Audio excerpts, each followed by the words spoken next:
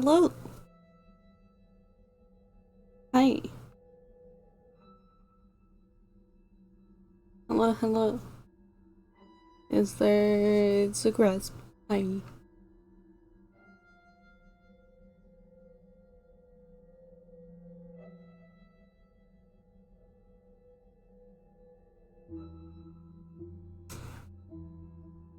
The Jeep again. Yeah. Hi. What up? I know how to stream.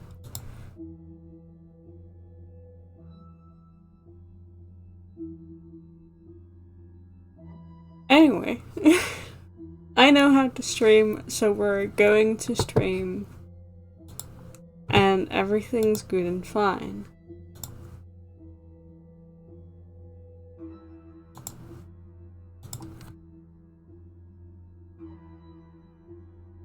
I have no idea why the stream stopped. I thought I had started the stream, and then I looked at my phone and was like, why am I offline? And then I started the stream again, and now we're here, and I still don't know what happened. And it might be my brain or it might be Twitch. We'll find out together.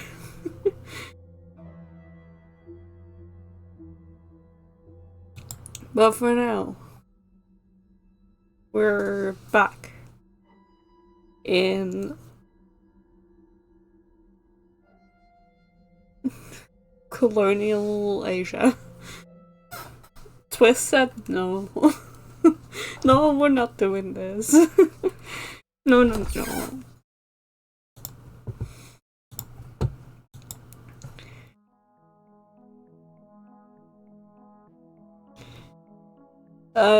We're on the very long epilogue of Loon, Lucas, and Rose's journey back to presumably England.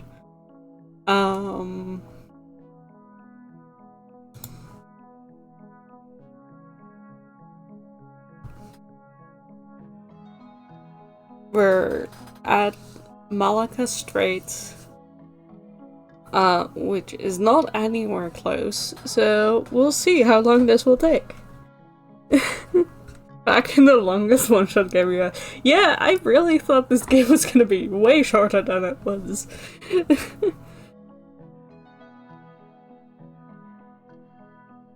And then I thought it had finished, and then the epilogue turned out to be, like, basically a novel. Yeah, uneventful. That's what I believe. Anyway, how does this game work again?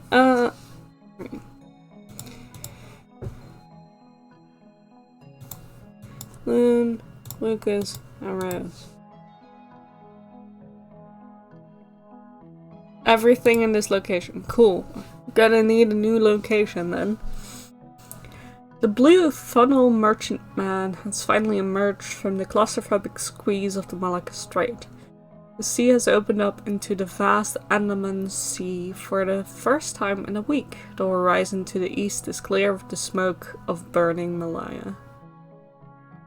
Lucas Sterling is on the deck. He can see the Nicobar Islands. These islands were being reinforced by the British in a desperate attempt to create a defensive line.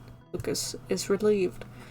This area is still under British control, and seeing the landmark brings him hope that they have a chance of survival. It is Christmas Day 1941. In their cramped four-bunk cabin, Rose Goodwill has performed a minor miracle with a few scraps of silver cigarette foil, creating some shiny festive garlands. Lucas returns to the cabin. The captain tells me we've put Sumatra behind us. We're in Andaman now, striking west for the Galfas. That's not the location, I guess. Thank the stars. A bit of luck at last. Goodwill sitting on the edge of the bunk, looking more alive than she has in Singapore. Is it true, Lucas? Are we truly away from the Nips and their airfields? Beyond the range of the bombers, at any rate. We've still the submarines to consider, but the open blue is a sight better than a death trap of a strait. Yeah, the war's basically over. It's Christmas.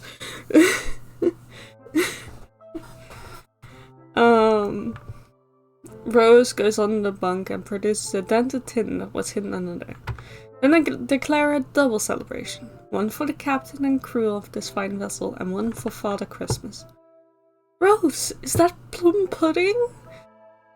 Don't ask me what I had to trade for it, and it's a bit battered, and heaven knows it won't be hot, but it's Christmas in a tin. God. Merry chemical warfare.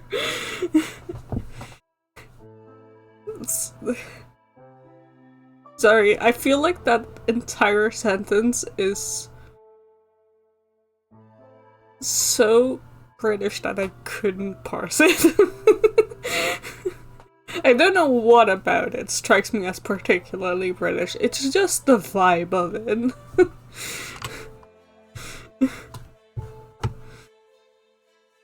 Lucas grins as he reveals a bottle with a handwritten label from his jacket pocket. And I've secured some celebration spirits from our friend Miller. Strong enough to strip the paint off the hull, but it'll serve for a Yuletide toast. But all of the words, yeah. Lucas pours the pungent rum into 3 mugs. The blue funnel merchant man rolls gently, the first hint of the Bay of Bengal swell. Lucas raises his mug. To absent friends. Because most of them were murdered. Loon touches the pearls at her throat as her voice trembles. To Papa and Mama. Rose. To her absent friends. And to us, the Sterling family. May we reach Tilbury before the gin runs out. I don't think that's gonna happen. Loon takes a sip and starts coughing. Good heavens, it's like drinking a lightning bolt. You'll put hair on your chest. Rose slices the cold pudding with a pocket knife. Do you think they're listening to the king's speech back home? Round a fire with real holly and propers. God, it's even more British. Did everyone just get infinitely more British while on the run? I expect they are, though I imagine His Majesty has a deal to say about the current unpleasantness in the East. It's 1941, I think there's many things going on. Stiff upper lip and all that, yeah. Tidaba, Lucas. For tonight we shall pretend we are at peace. No souterrain, no sirens, and certainly no pirates. Just a puka Christmas in the middle of the ocean. Rose hands a slab of pudding to Loon. Loon chews the rich, fruity pudding, a tear finally escaping and rolling down her cheek. It's the best thing I've ever tasted. God. I don't know what it is about this conversation that I just cannot take seriously.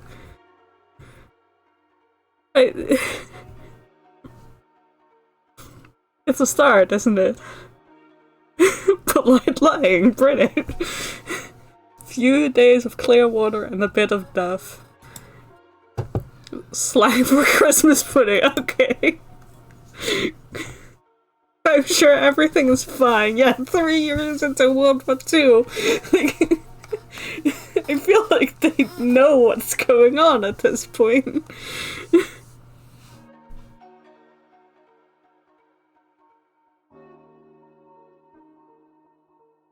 Like...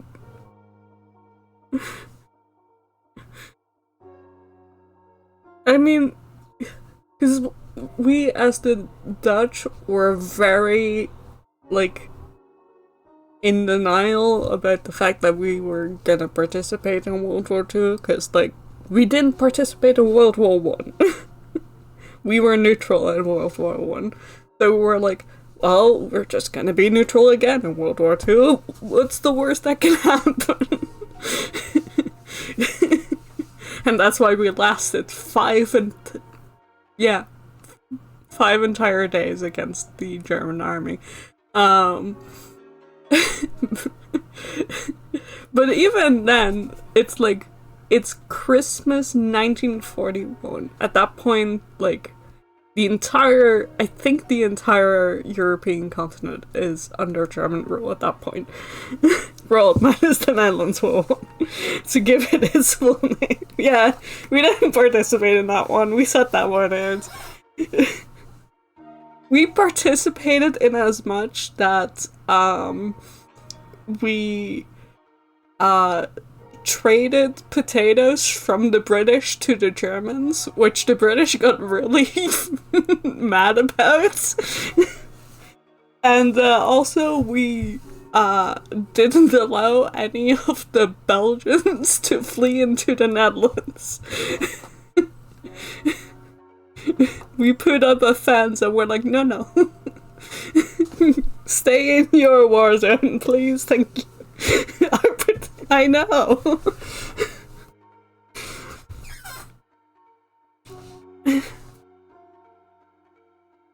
You're incorrigible, Mr. Lucas. Don't get sentimental. It doesn't suit the husbandly image.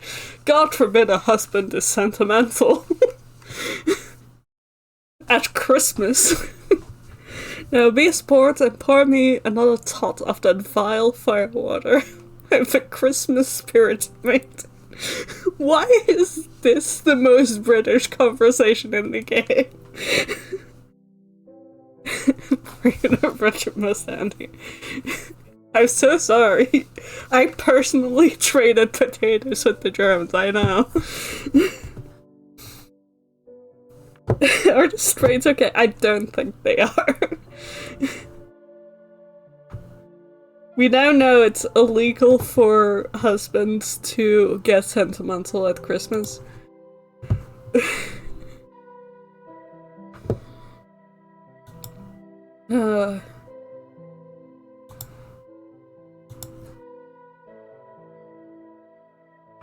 Okay. We're going through more locations faster. The ship is wallowing through the Bay of Bengal, far from the sight of land. They're being escorted along with a dozen other ships by a British Navy destroyer. The northeast monsoon has turned the sea violent, large waves crashing the blue funnel merchantman unceremoniously. The ship is pitching violently. After a day of constant vomiting, Luna's finally succumbed to a heavy seasick sleep in the lower bunk. Lucas and Rose have left her to rest and are in the galley getting some tea, because they're British, lest anyone forget. Rose is bracing herself as she tries to pour a measure of water. I've had enough of this stupid boat swaying like a drunkard. I swear my internal organs have switched places. Lucas is attempting to steady the small table. Monsoon in the Bay of Bengal is traitorous, but we should clear it soon and arrive at Colombo. The detective, he will figure this all out. This is when we shall finally be able to relax, leaving both the storm and the nips finally behind us. You've remained unnervingly calm throughout this whole ordeal, Lucas. Is it part of the SIS training? Learning how to... I forgot what... Secret Intelligence Service? Something like that. Learning how to remain ship-shape while the world goes to the dogs. It's not training, it's life. Live through some harrowing moments. Once you've seen your whole crew get murdered in front of you while you were helpless, you realize that fretting is a waste of man's final hours. Sis training here just because it's not fret anymore. Learning all about Britain and the hard lot that all men are emotionally repressed to the point of becoming furniture. Yeah, it seemed like it. Didn't know British men were supposed to go through SIS training. Out of nowhere, a thunderous explosion shakes the hull. It's not an explosion on board, but a death charge dropped by the escort destroyer a mile away. The emergency gong begins to clang. That's the submarine alarm. Rose, get your lifebelt. Now, I'll go find Loon. Panic erupts in the passageway outside. In the chaos, Rose stumbles as the ship takes a massive roll. Lucas turns back around to catch her, his arms wrapping around her waist. Her waist? Her waist. Pinning her against his chest to keep her from falling. The ship is still rolling. Dishes and bowls are clattering and clashing all around them as they fall from tables and shelves. Hold on to me. Don't let go. If we hit the water, stay with me. Do you hear? For a long minute, they sat locked together. The thumping of Lucas's heart echoing against Rose's ribs. The blue funnel merchantman rights itself slowly. The explosions of the death charges continue in the distance, but the all clear eventually sounds. Their eyes catch each other for a split second, then Rose puts herself back together. You can let go now. I'll be quite alright. They return to the cabin, the adrenaline leaving them trembling and spent. Loon stirs in her sleep but doesn't wake. Lucas sinks into a crate, his head in his hands. Rose sits beside him and puts her arm around him comforting. Aito. Pride is over. The British are putting us through cis training.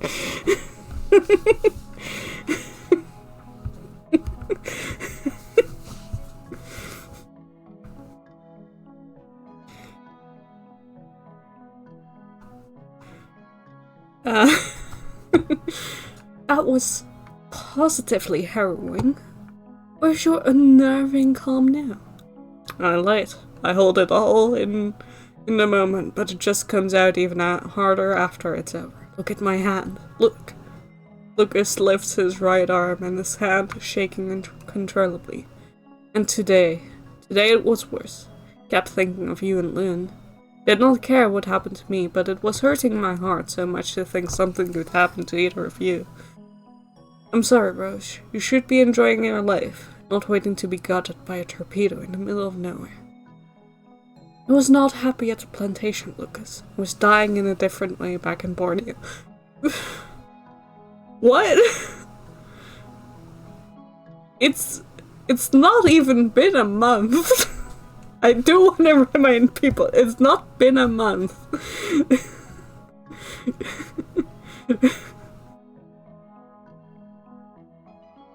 Oh, damn. I know. It's not been a month. Jesus fucking Christ. Straights are not okay, and also I don't get them. Rose is trying to compose herself before she can say the next part. Her voice is trembling as she tries to hold back the tears.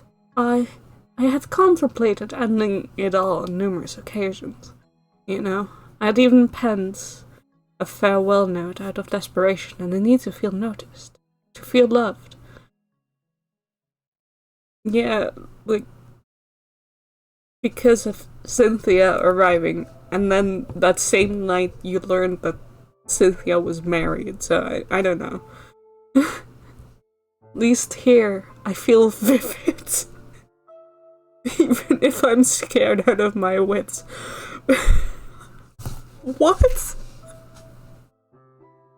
Farewell note, that's what that's called.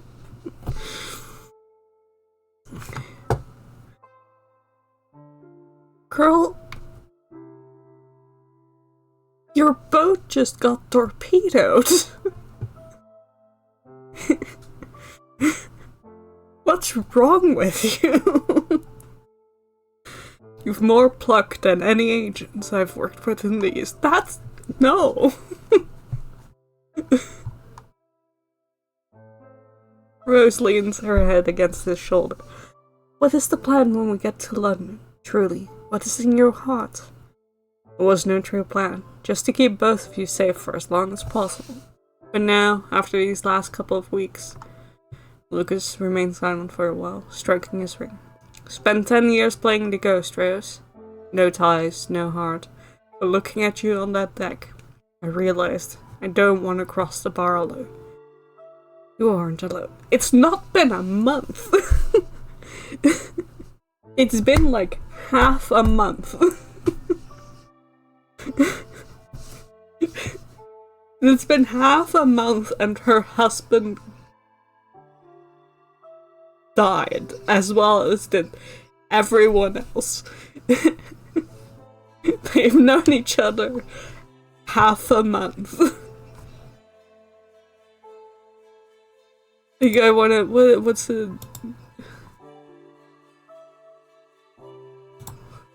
the date for this one? December 27th, yeah. So it's like December 17th is when everything else like ended, basically.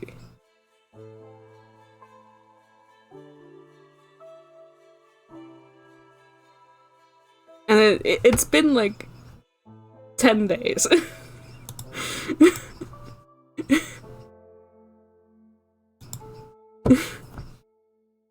People want to get it fast back in the day. Yeah, Jesus. Apparently so. Why is my...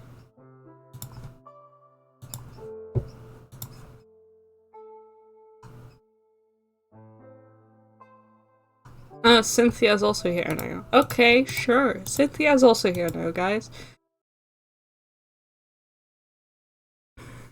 Will fight, flight, or fawn responds. Yeah, apparently. Merchant ship docks at Colombo New Year's Eve. The docks are absolutely bedlam. Thousands of Ceylonese labourers are hauling coal baskets, while British MPs in rat caps bark orders at a line of dejected-looking refugees. Keep your chins up, those of you. We've managed the Andaman. Now comes the challenge of the Admiralty red tape. We keep our composure, we should be able to navigate the paperwork checks without a hitch. I look like something the cat tracked in, Lucas. If the Godfather sees me like this, he'll send me straight to the kitchen. What?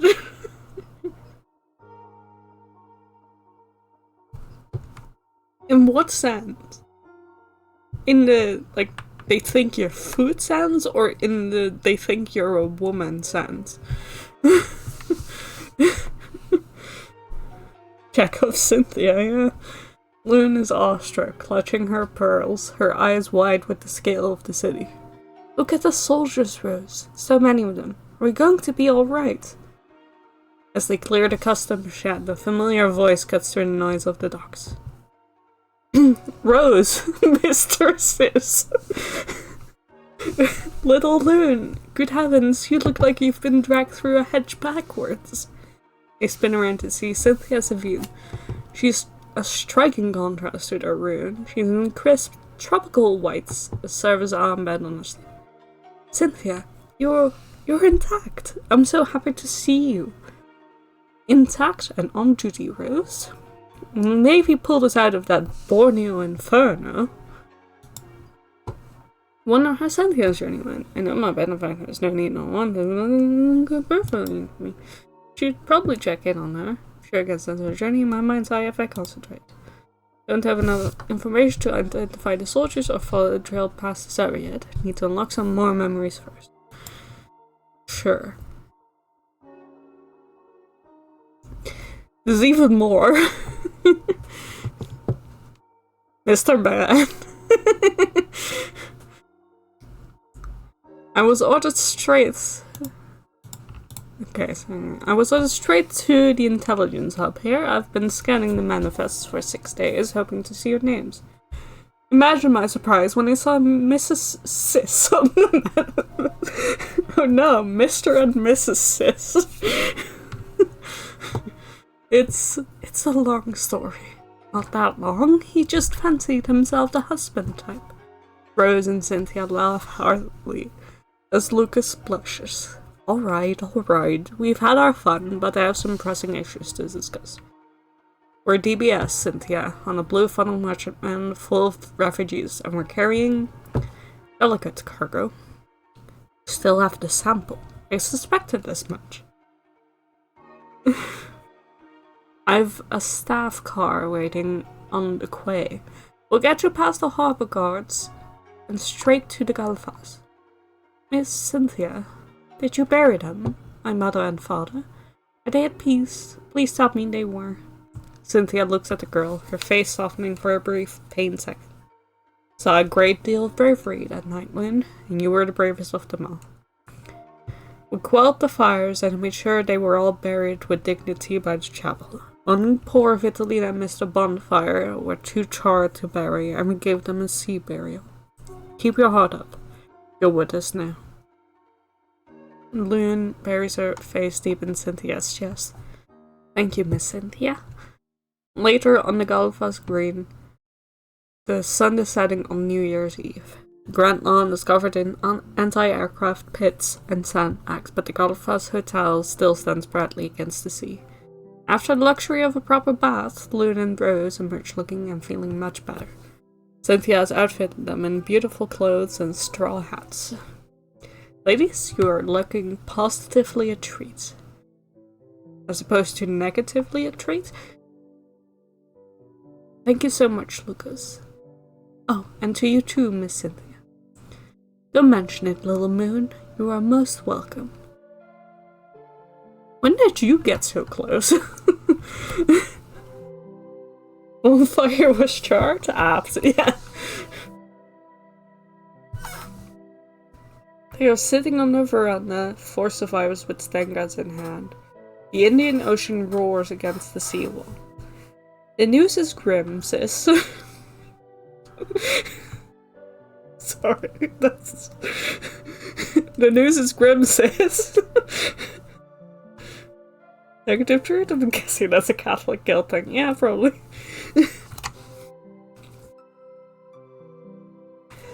News is grim, sis. Hong Kong has fallen. Singapore is under fire, as you know. They're calling this the blackest new year in the history of the empire. All the more reason to get the sample to Whitehall. If the Japanese are using green mist in the Sulu Sea, the War Office needs to know before they strike the Indies. For tonight, can we not be agents? Can we not be refugees? It is New Year's Eve and we are safe and in fine company. Well said, Rose. To Goodwill Plantation, may it one day arise from the ash, and to the Sterling family. You're so charming together you even fooled the master at home. To the new year, may it end better than it started. Oh, Loon. The midnight gongs begin to echo from the ship in the harbor. The blackout remains total. There are no fireworks, only the lights of a searchlight sweeping across the water, waiting for the inevitable.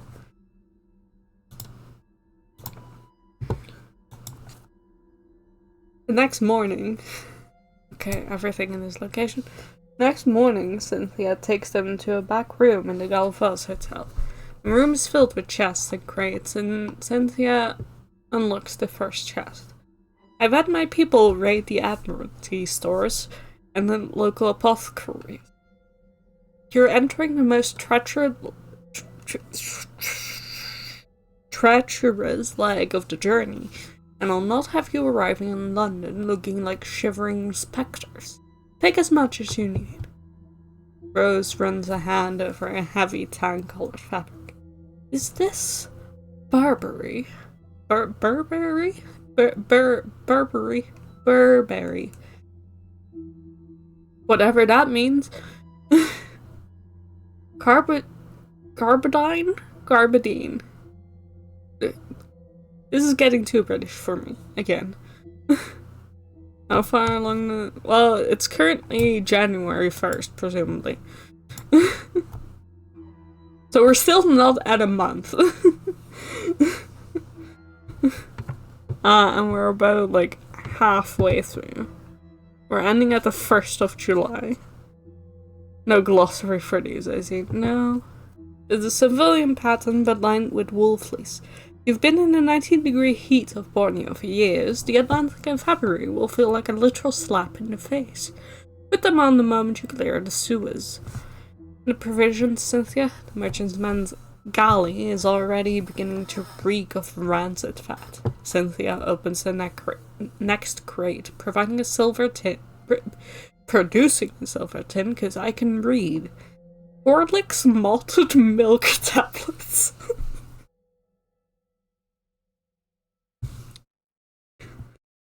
can't just throw these things at me. The area of boys use them. Also pack several jars of Bovril. A cup of hot beef tea.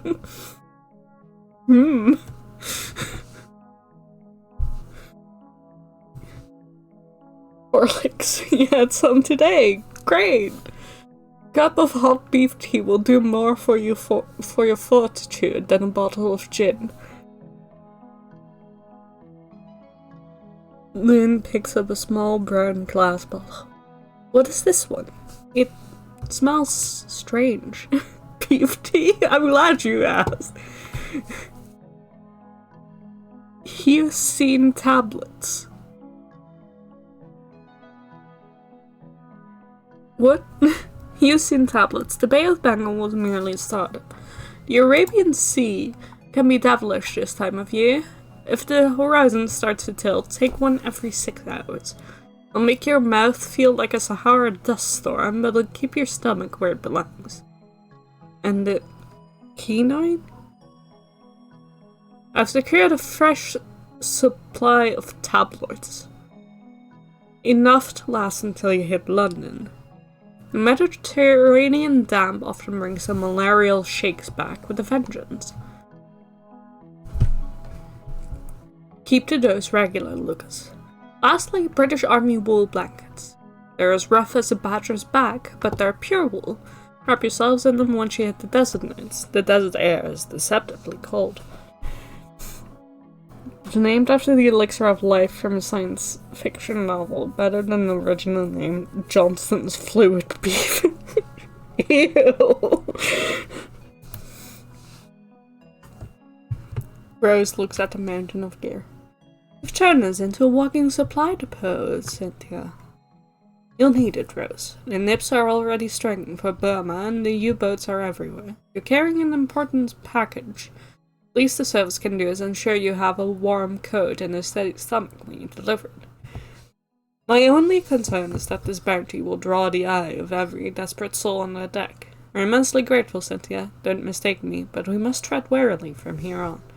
We'll need to keep our heads down and try to pack it in as small a crate as possible. Well, I'm staking my claim on the garbadines and the blankets. I've no intention of arriving in London as a human icicle. And I shall want the malted milk and Bovril. Which means you shall just have to handle carrying it all for us, darling husband. Aye aye, Mrs. Sterling. To the Arabian Sea. We're halfway there. Whoa.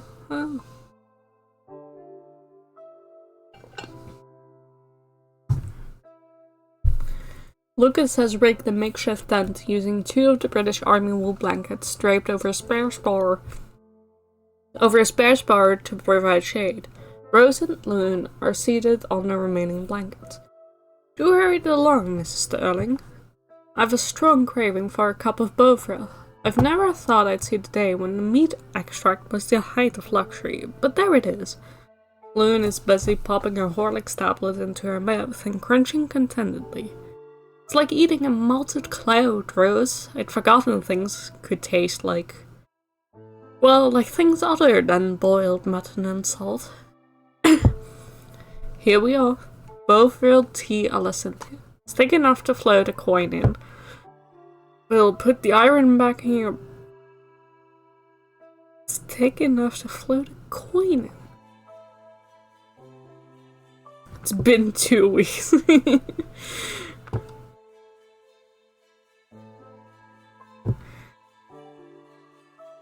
They sipped the salty brew. A dozen flying fish burst from the water, gliding over the surface. One lands with a wet thwack into the cabin floor. Loon gasps and erupts into a fit of giggles.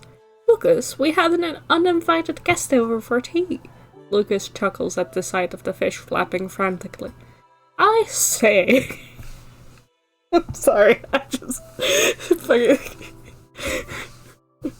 every time Something incredibly British happens. I can't help myself. By Jove! I say, do you have your papers with you, little fish? Or are you a clandestine on a fine ship? Rose jumps up dramatically and grabs Loon by the arms. Quickly, Loon, he is a scout for the King of the Sea. We must return him to his watery kingdom before he dries out.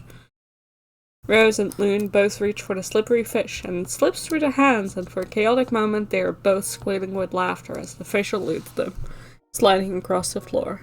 Finally, they scoop it up together and fling it back into the sea. Loon wipes a stray tear of laughter from her cheek.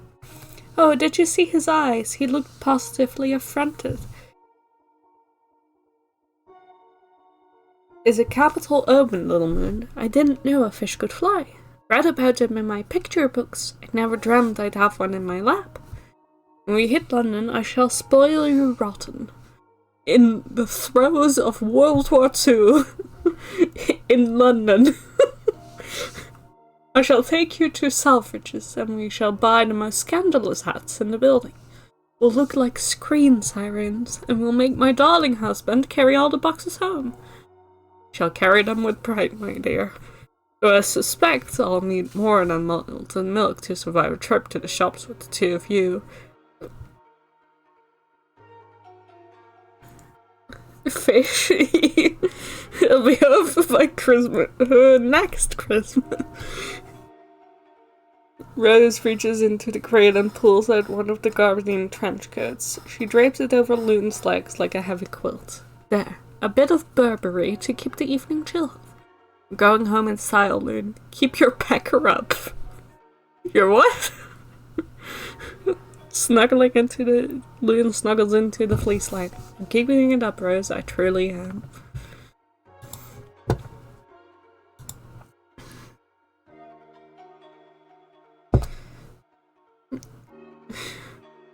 I don't know why there was an entire conversation about fish.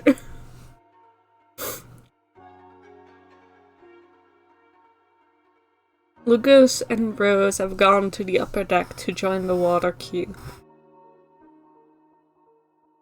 By Jove, is supposedly a minced oath to the god Jupiter. Yeah! It all comes back to Jupiter. As he intended.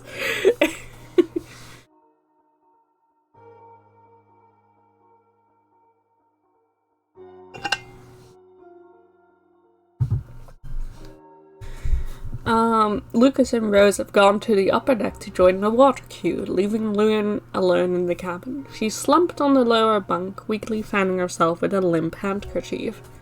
The scent of bovril tea Loon drank earlier still clings to the air.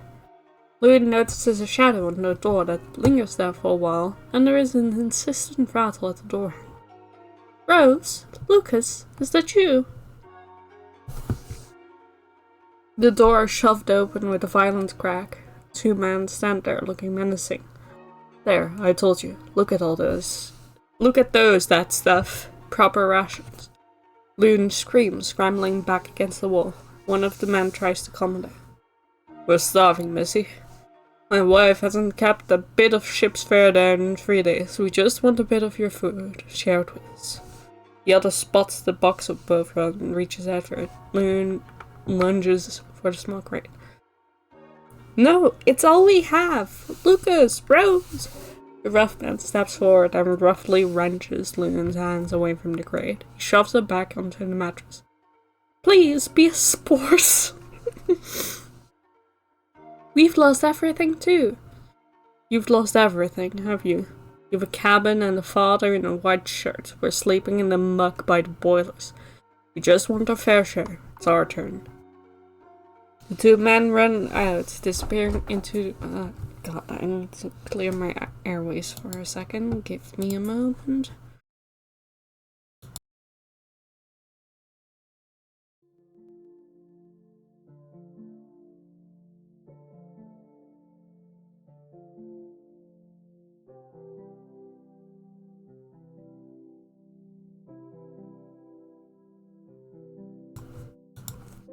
There we go, that's better. Yeah.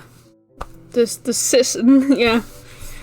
10 minutes later, Lucas and Rose return, carrying a single lukewarm carafe of water. They find the cabin door broken and Loon curled in a ball on the floor, weeping silently. Rose drops the water in shock. Loon! Lucas looks around and outside the cabin for any clues. Good God, what happened? Loon, speak to me. Did they hurt you? Loon gestures towards the crates, choking on her tea. They took it, the bovril, the malted milk. Tried to stop them, Rose, but I was too weak. The evil vultures. They must have smelled it through the vents. It's not just the food, Lucas. They laid hands on her. A British ship under the King's colours. We're being picked apart by our own. I'll not have this. I'm going to find the Master at Arms. We may be DBS, but we're still human beings, and I'll see those scoundrels in irons before the sun sets. Steady on. You'll merely inflame the situation.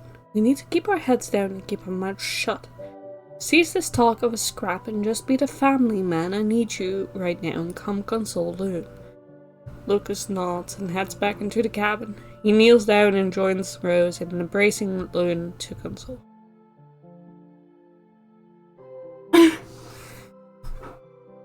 Yeah.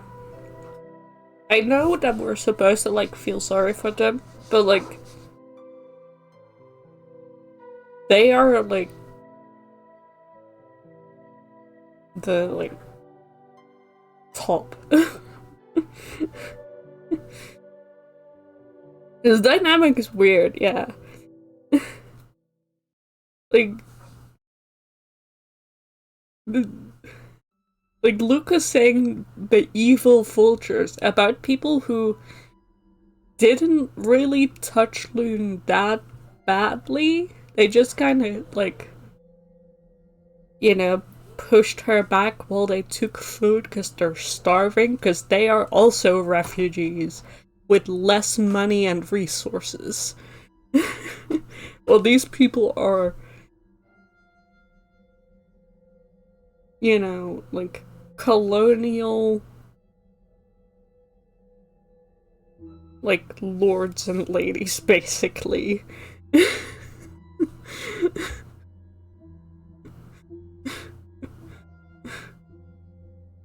And also part of the Secret Service.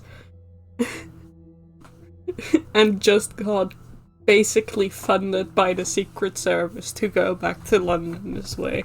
Like, I'm not feeling bad for them.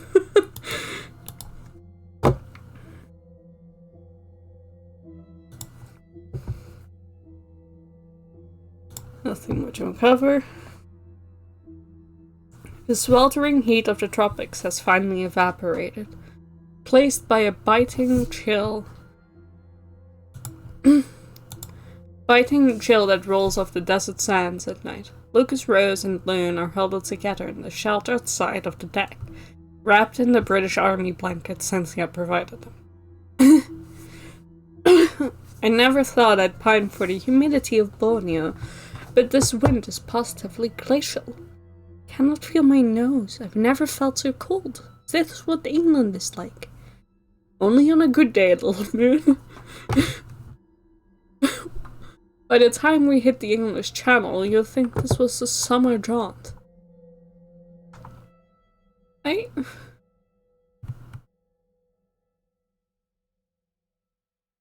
I am not certain that the English weather, or like the English cold, can be compared to a desert night.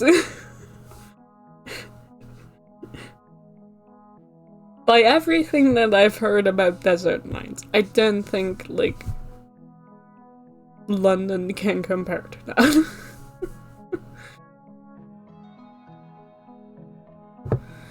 Rose slaps Lucas's back hard. Don't tease her like that. She'll believe you and never want to go. Only mildly exaggerating. She'll have to get used to it. Can never get used to this, or she'll be wearing big woolly coats and blankets and hats all the time. Like leather gloves.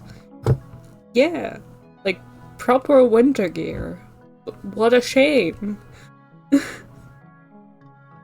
Yeah, compare the two in dessert.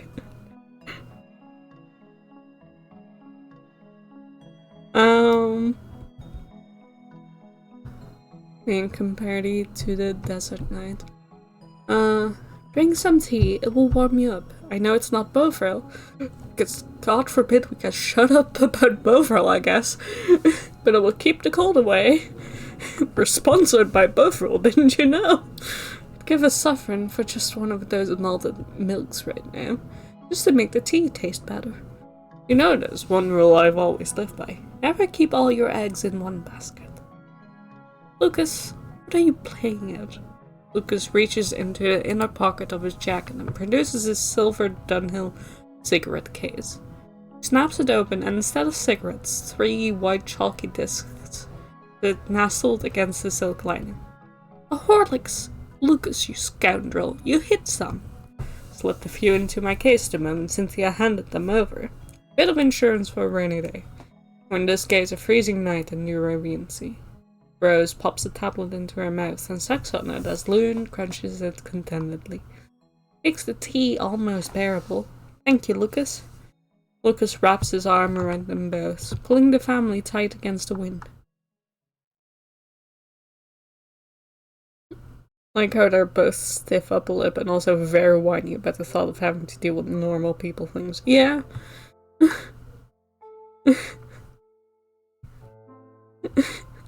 Like, it's a very, like... They're very clearly British upper class. You know? And it's like... It's becoming very clear, and with nobody else to be around, it comes off feeling really whiny.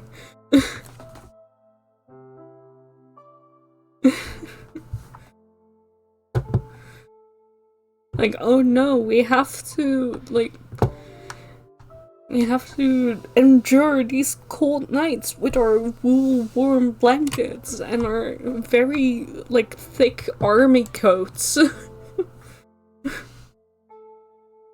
It's called British source,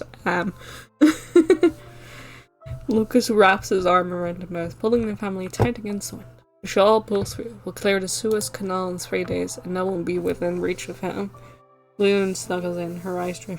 Can you talk of the trains to London? They all suck. Tell me again about the fog. The bridges and the big clock. Not the Big Ben, just the big clock.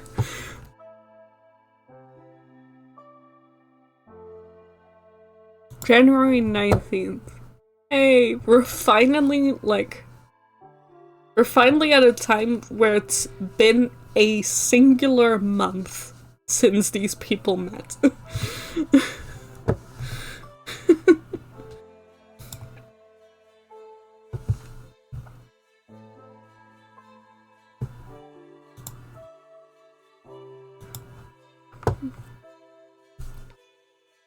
Nothing at this location anymore, thank God. Lucas, Rose, and Loon stand at the rail of the boat deck. The view is no longer the infinite blue of the Indian Ocean, but a narrow river of water cutting through the Sinai Desert. Good heavens, I'd quite forgotten that air could feel like this. It's like a slap in the face after years of being boiled alive. It's the desert, Rose. We're in Egypt now. The Orient is officially behind us.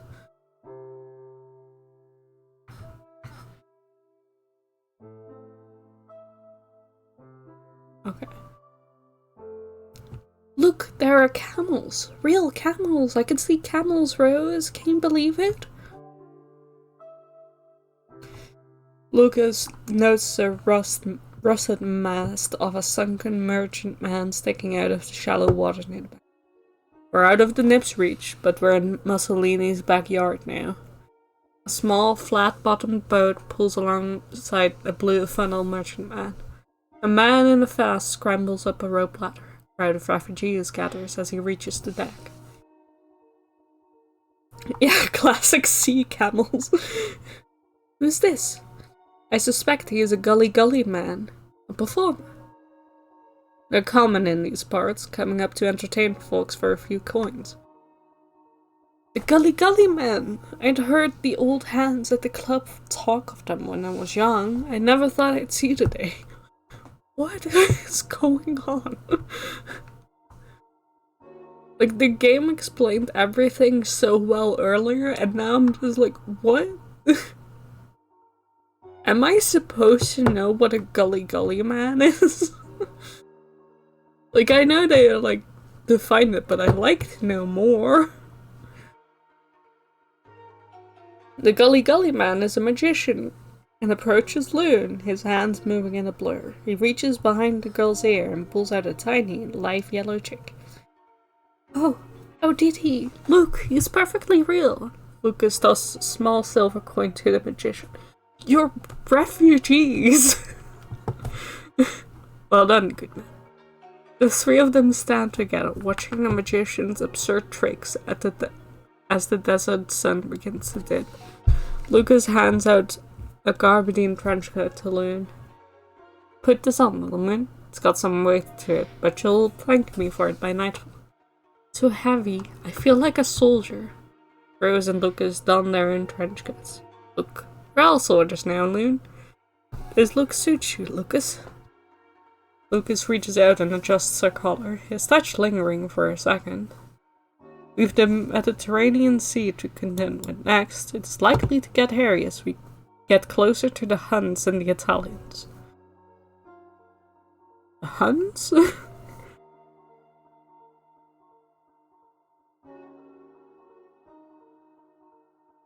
The Huns?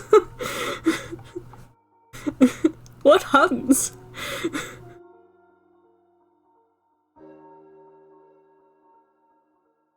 Chris, explain?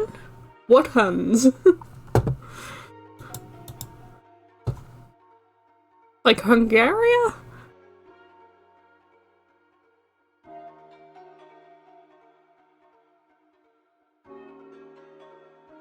But Hungary isn't even at the ocean. What? Who are the Huns? A British epithet for Germans. Not just during World War I, but I guess not.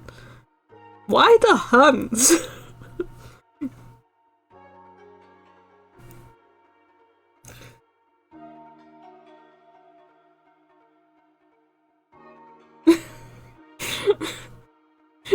What's wrong with the British?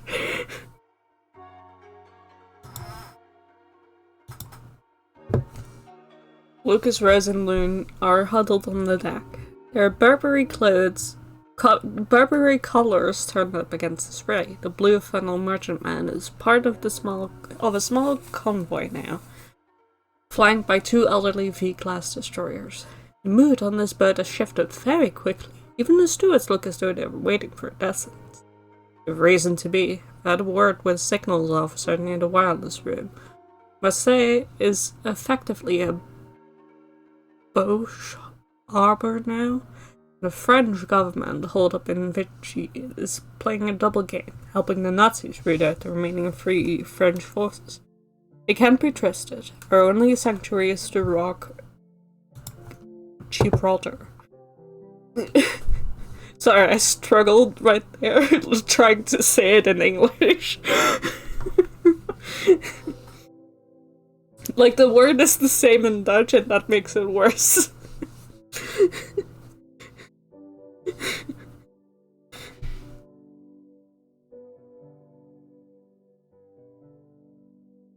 Basically, I thought the Huns were the one the Chinese would be with the meeting, right? Yeah, but apparently the British thought the Germans were the Huns as well during World War I and II, because reasons. Trying to compare their enemy to another group who, in public consciousness, was associated with barbarism. Great! Wonderful. Propaganda, essentially. Right for the British as Sherlock Holmes. Leave our bees out of it.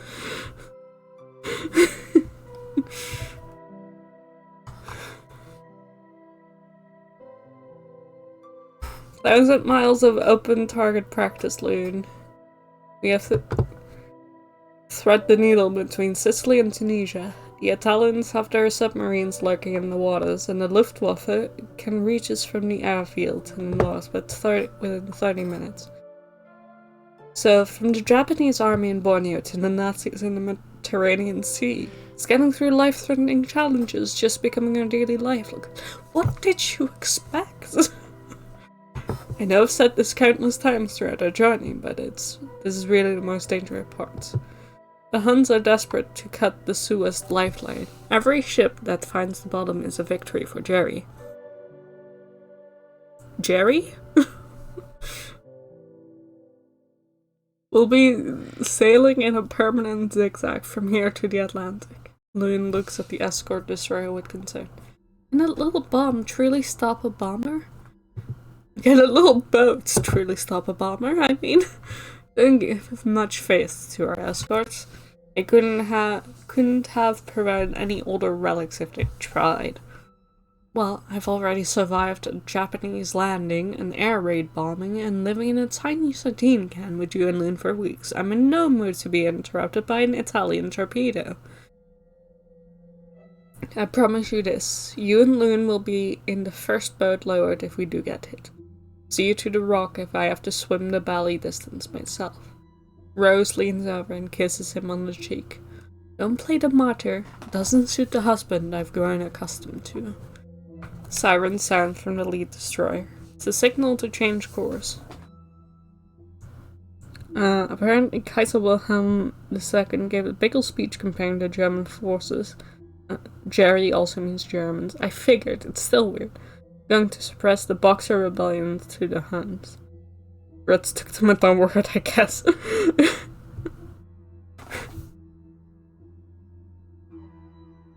Think the British might be stupid? A siren sounds from the lead destroyer. It's the signal to change course. The merchantman begins its first zigzag maneuver into the heart of the Mediterranean Sea.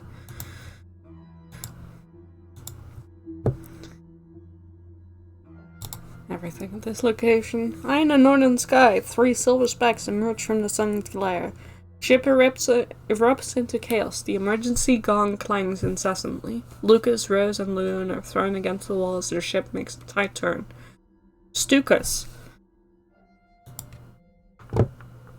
Stukas refer to the Junkers Ju-87, a famous German dive bomber and ground attack aircraft used by the Luftwaffe in World War II. Good that we get that, I guess. I think the British might be stupid. Fork found in the kitchen. Thank you.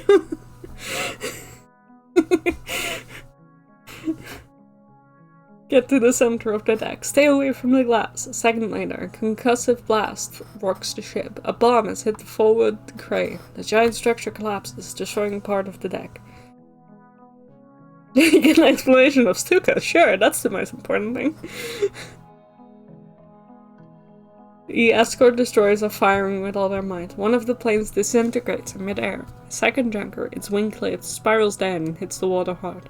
The attack lasts only minutes. The remaining Nazi plane flees north, chased by the destroyer's shells. The deck is full of wounded refugees hit by the fallen crane. Lucas and Rose step out from behind cover to take stock of the destruction. Sailors are running around, barking orders. Rose, help with the fetching sand buckets. Rose discards her coat and rolls up her sleeves. Right you are. Lucas and Rose plunge headfirst into the fray. They join a frantic fire party of sailors and refugees. While Lucas helps out with plugging a leak, Rose works hard, passing heavy buckets of sand to smother the flames. In the galley, which has been turned into a makeshift dressing station, Loon is on her knees, a floral red dress ruined, ripping long stripes of white linen from a salvaged tablecloth to turn into dressings. She hands the strips to a ship's surgeon, who is tending to wounded sailors. Loon looks away from the blood, not quite ready for that yet. Rose enters the galley.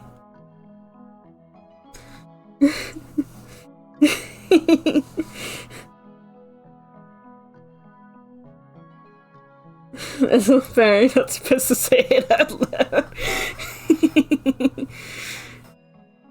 Loon? Oh, there you are. Thank heavens you're unhurt. We couldn't find you.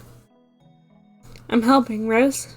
There isn't enough lint. I've already used up the tablecloths I could find. I'm starting on the napkins now. Rose takes a pair of shears from the nearby table and joins Loon on the floor. Here, give me the other end. We'll strip the whole room bare if we have to. Lucas walks in, covered in soot and sweat. He sees the two women, his eyes reflecting a profound sense of pride and respect. I'll go get you girls some tea. 'Cause I'm British.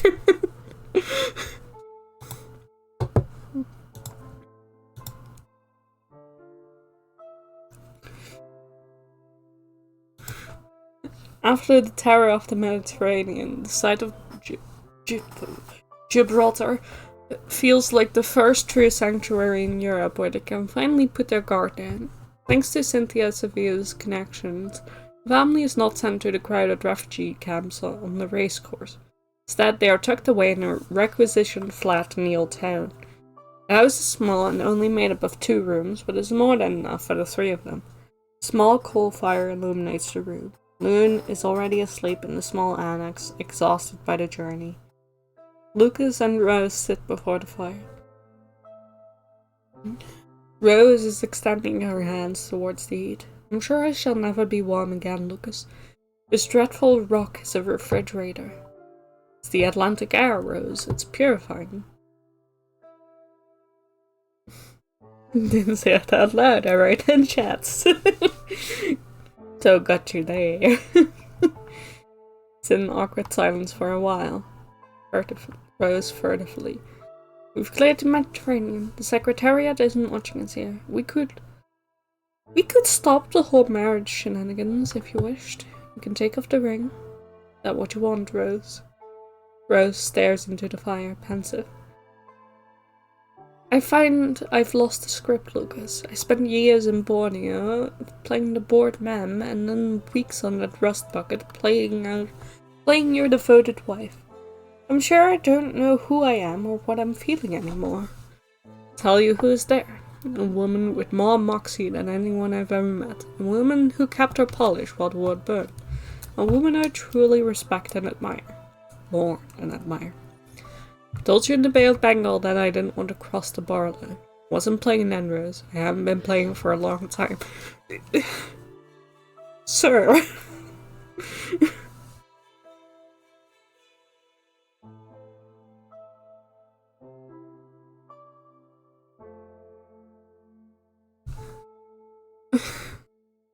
Rose turns in her chair to face him, her eyes searching his. Are you truly keen on me, or is this just the fever of the escape? Lucas takes her hand, his thumb tracing the ring he gave her in Singapore. It's not the fever. I'm just straight. I've been carrying a torch for you for a long while now. Okay, what's a long while in your head? Because it's like just a little over a month. I don't know how long you've been carrying that torch.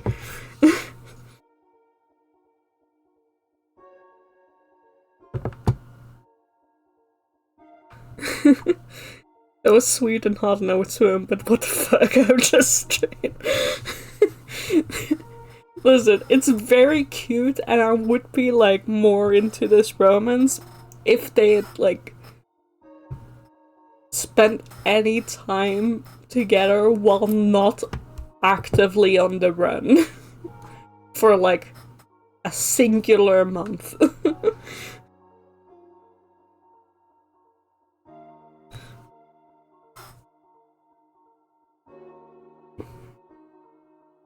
Told you in the paper, I haven't been playing for carrying a torch for you for a long while. I don't want to be your intended or the manifests anymore, Rose.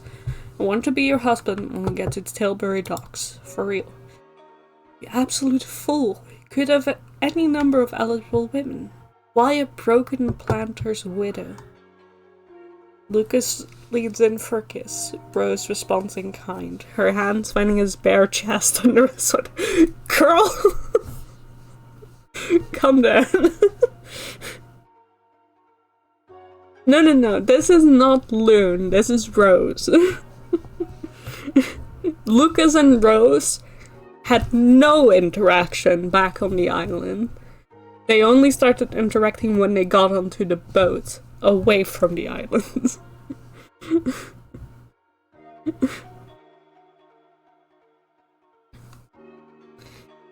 But the age, yeah, Lucas is like early 20s, I believe, and Rose is at least like old enough to be Loon's mother, I guess.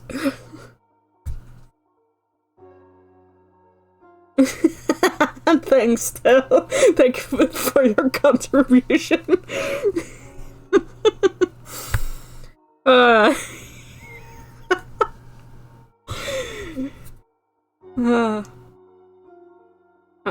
Finding his bare chest under his sweater, he leads her towards the small bed in the corner. Outside, a searchlight sweeps across the window, illuminating them for a second before plunging the room back into the warm, private amber of the fire.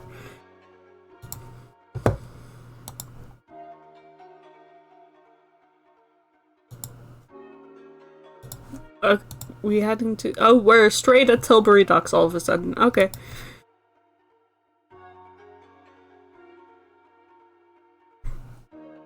Well, quiet. The arrival's not a triumphant return they had envisioned during their sweltering nights in the Malacca Strait. London is a world of ashen grey and charcoal, as opposed to the usual London. The shoreline full of destroyed warehouses and bomb craters. Good heavens, what have they done to the city? One of the sailors they've gotten friendly with over the journey is having a cigarette next to them.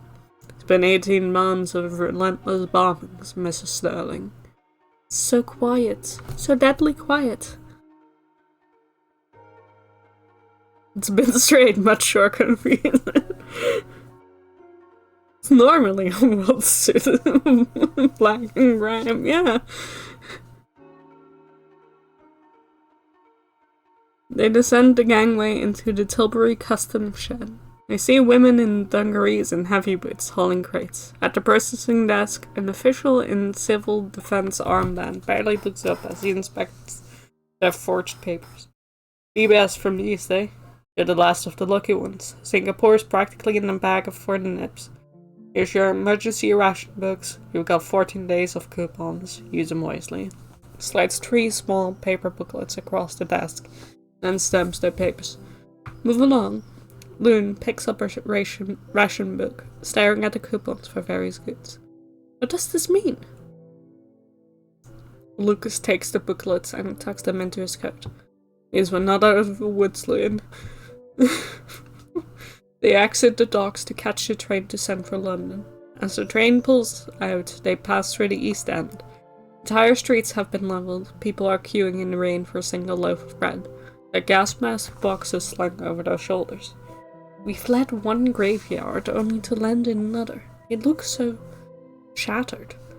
We deliver the vial to Whitehall tonight, and we find a hotel with a cellar, and tomorrow we start a new life together. He grabs her hand tight. She instinctively puts her other hand on his. Loon puts her head against the glass, stroking her pearls as she watches barrage balloons high in the sky. Used to protect London from dive bombers, they were filled with hydrogen or tethered to the ground with steel cables. They were designed to force the enemy planes to fly higher to reduce bombing. Okay. Blighty Lucas, it's not like your stories. Psychic energy gets intense as the full tapestry of their shared life together just opens up to me suddenly. See Loon, no longer the happy little miss who had been broken by the circumstance, blossoming into a woman of remarkable tenacity and independence. See Lucas and Rose, fully in love and devoted to each other. See where they have found sanctuary in London, in a modest terrace house. They are happy.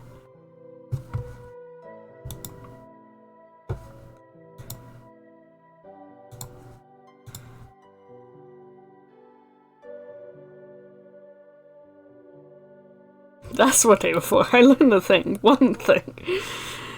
For the 3 survivors of the Goodwill Plantation, 4 years since landing in England have had been a slow, grinding climb. They had lived in a single room in Bayswater through the worst of the V rocket raids, surviving on dried eggs. But they had held together. Rose is seated at the small dining table in their house, a mountain of exercise books before her. She is now a teacher in a local primary school. She is sitting there marking homeworks. Honestly, I wish these boys spent half as much time on their long division as they do dreaming of flying Spitfires. Loon enters from the kitchen, wiping her hands on the apron. She is 21 now, her face no longer sallow with malaria, but that of a woman who has managed 4 years of ration coupons and blackouts.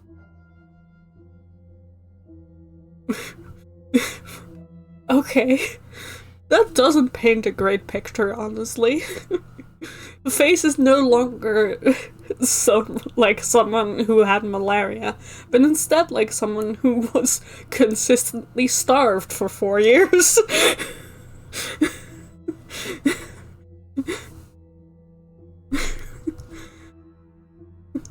Leave them be, Rose. They're just glad they can run around outside without fear. I've managed to get some sweat from the butcher. I thought I'd try my hand at a spotted dick for tea. I know it's British food, don't laugh.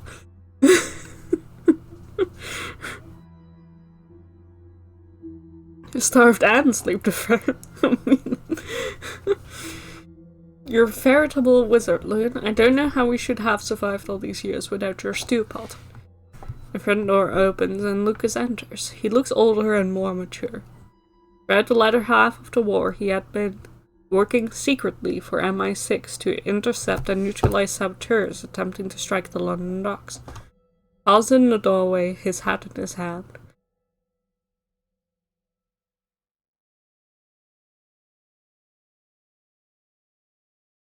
Oh no, laugh, it's bad. Rose looks up, her smile faltering. She recognized the cold, stern look on his face. Loon, come into the parlor, would you? You've had word? From the War Office, I can tell. Lucas reaches into his inner pocket and hands over an official-looking envelope to Loon. Spent 18 months chasing his trail. I promised you on that boat 4 years ago that I would deliver him to you. Found him, Little Moon, or at least I found out what happened to him. Tell me, give it to me straight. He was mentioned in the dispatches, Loon. He was a man of metal. He fought on the continent until the very end. A heavy silence falls over the room. Loon doesn't scream or cry, she simply closes her eyes, her head bowing. Rose puts her arm around her. Oh my dear, I'm so dreadfully sorry. Loon strokes the string of pearls, the ones Lucas gave her in Singapore, which she still wears every day. It was mentioned in dispatches, you say. He was. He died with his face to the enemy, Loon. He was a credit to the Goodwill name. Loon wipes a single tear from her cheek with the corner of her apron. And then we shall have that sweat bidding after all. We shall eat it in his honor, because he would have given his sovereign for a bit of proper duff, wouldn't he? Expect he would have, Little Moon. Expect he would have. We're still family, Loon. The Sterling family. We survived the jungle, the seas, and the Hun. We shall survive this too. Steady the buffs, my love. Steady the buffs.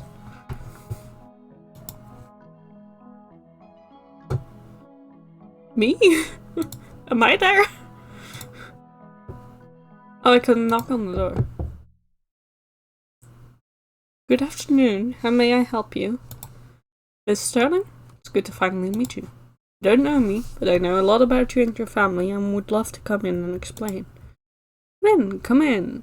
Please don't mind the mess. I was in the middle of scoring tests. I'm a school teacher, you see. Thank you very much. Loon, we have company. Coming! Loon, look at you. You're such a beautiful young woman. Excuse me? Do I know you? It's a long story. Is Mrs. Sterling around? I would very much like all of you to be here before I explain my sudden visit. I'm so sorry. My husband is still at work. He shan't be long. Well, I suppose I could start. The main person I'm here to see is in this room.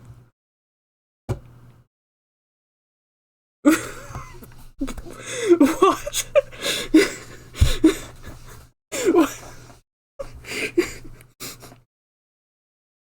What?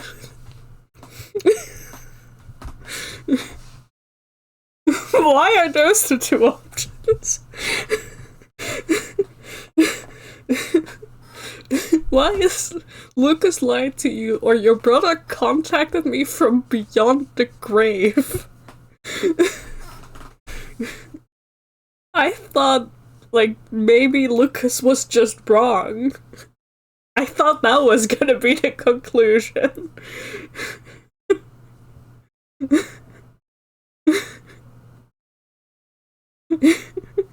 I thought, oh, yeah, it turned out he didn't die. Is there more? I don't know.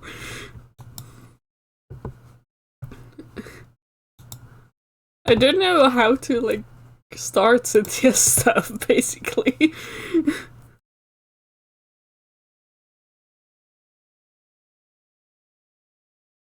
What in the world?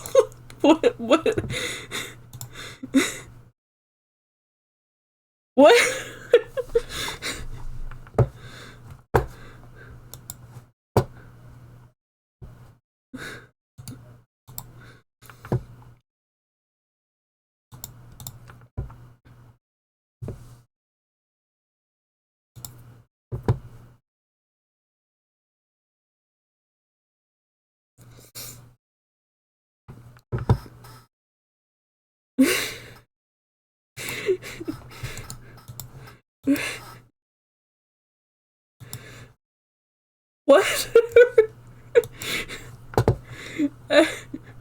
I'm so confused.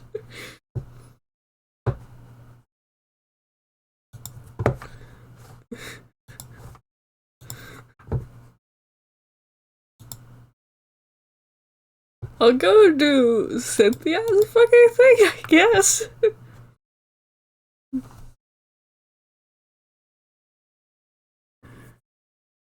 I think we bloody tumbled down the stairs, yeah.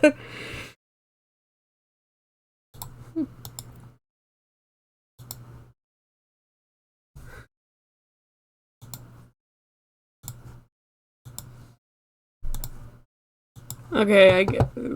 What?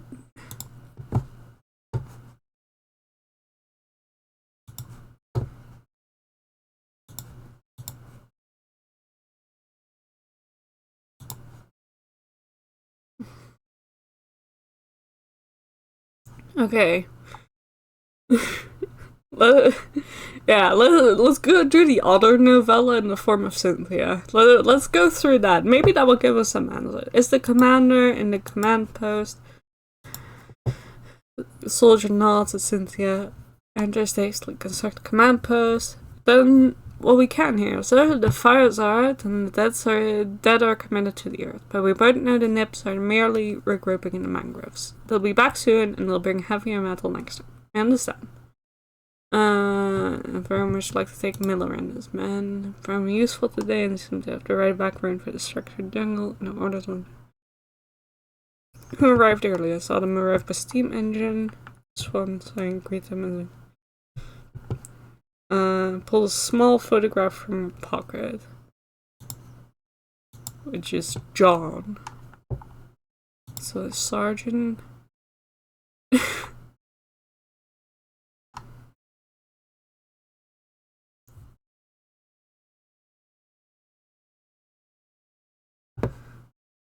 Okay.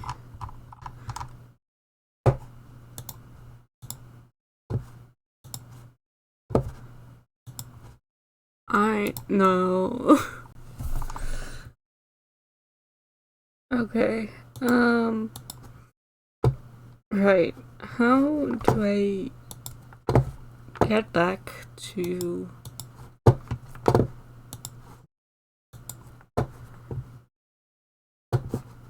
Goodwill Plantation? Because it's even longer. Whoa! Right.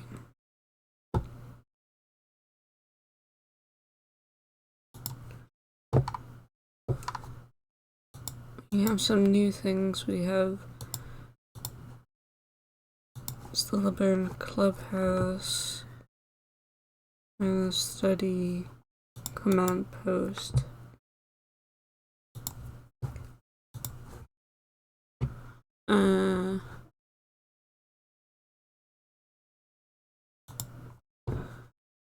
Right.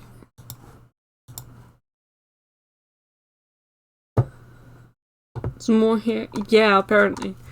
Cynthia is out of the guest house. Why is there so much more?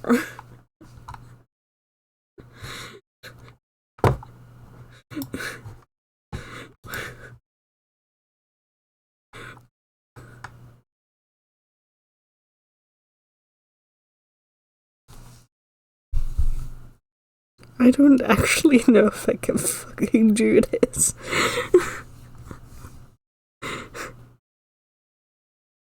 So where did the music go?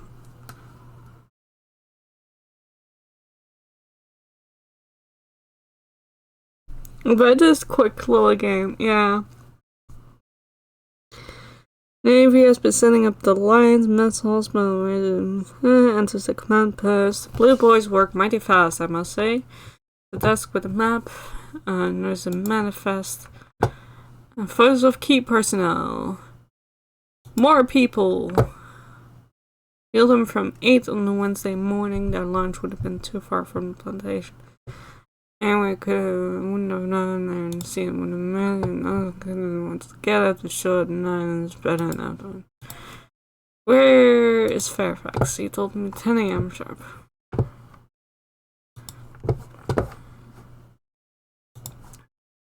Why?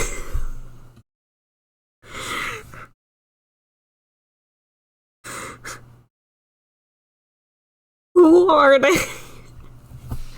I like his face. It's really funny.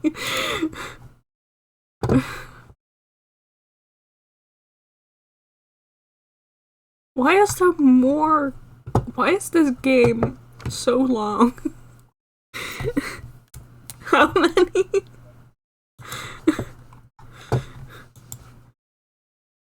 Who are you? You are Commander Surgeon. John Fairfax. No? Fuck.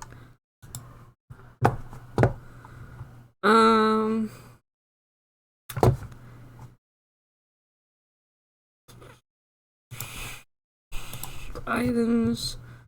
A small photo of Cynthia's intendant. That presumably belongs to Cynthia. New profile on a John Fairfax. Okay.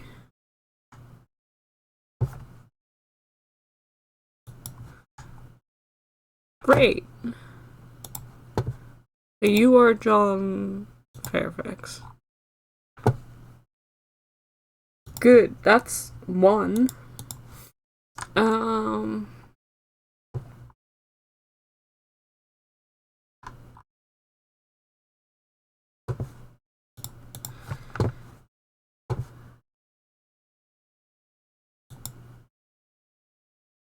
Reginald, it's good to see you despite circumstances. You said no matter stiff upper lip. Why is it every single fucking time? Superior officer takes the manifest and leads to the versions right up in a squeeze and platoon nips at other ideas.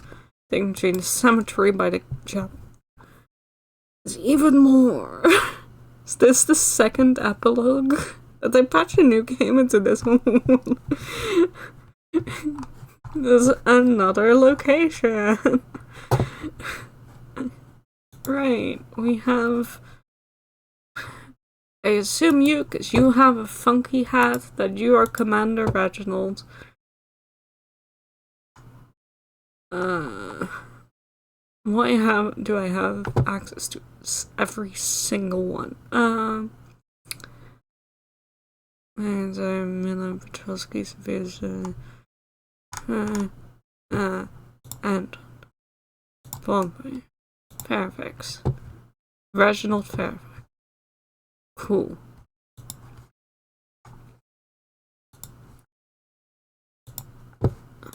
So Reginald and Cynthia Perhaps the lights are good to see you. You said 10. Commander Fairfax, wait, on surf.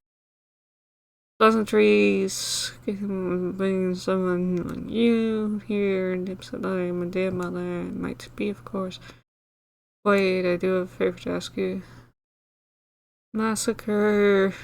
Get Sergeant Miller to help you pick out some men. Mass grave was being dug by the worker. Private. Get Sergeant Miller.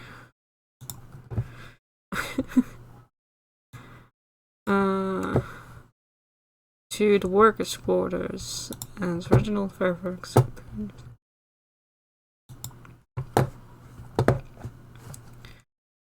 At the workers' quarters.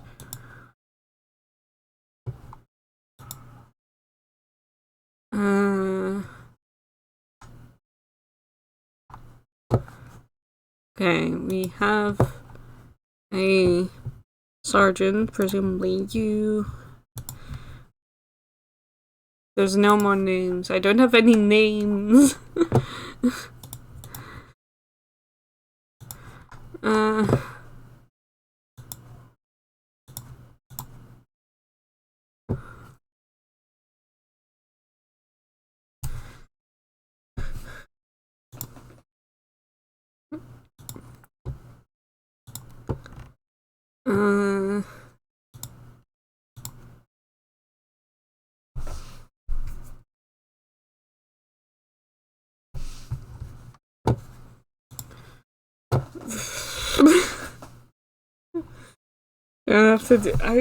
Listen, I'm going till the end of the stream. John Bingley Williams, Smithhurst, Tarkin, G. Fingley-Bott. Thank you. I think those are the names, yeah. I'm going till the end of usual stream time. See what I can uncover, and then I'm done with this game. Because I'm not going through all of this.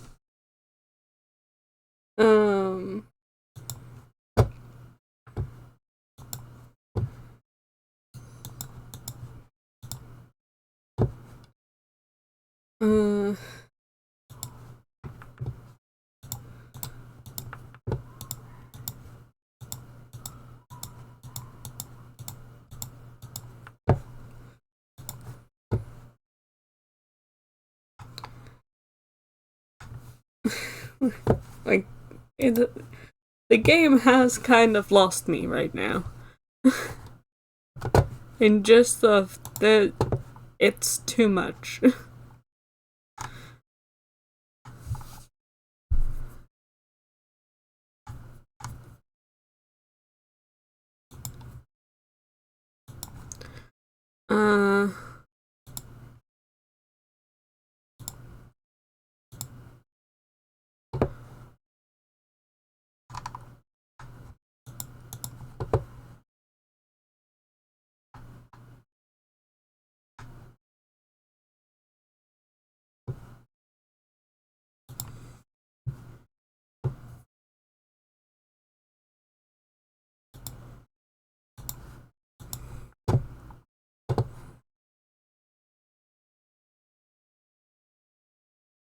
Yeah, I also thought, like, oh, it will be like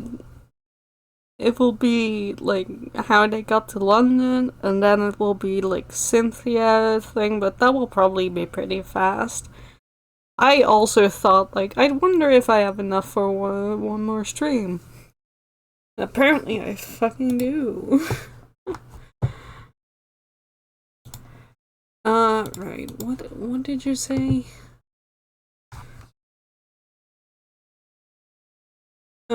Get Sergeant Miller to help you pick out some men to help you dig.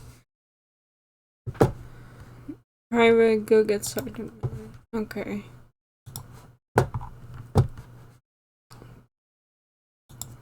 You are private. Oh, fine name. Well, listen. There is no clues. These people don't use first names. How?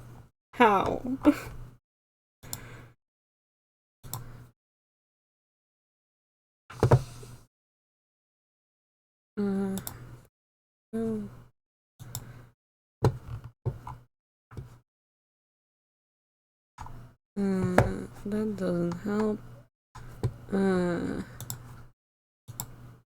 It's the lighter. Thomas. What was the commotion inside? A tiresome little errand. Must there a couple of you men and assist little Miss Pipsqueak bury her people. Maybe we'll shut her up and get her out of my hair. Jesus fucking Christ.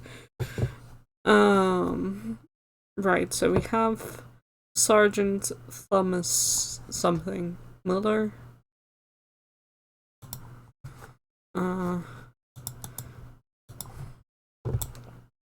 Presumably you with your funky little hat. Sergeant Thomas Miller.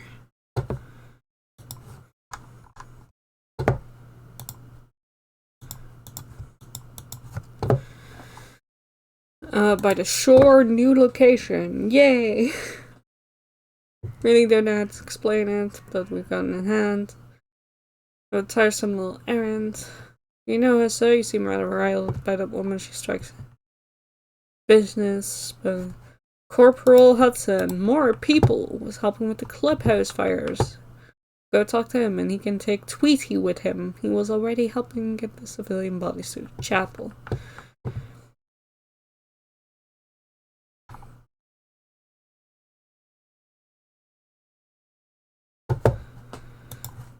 More location.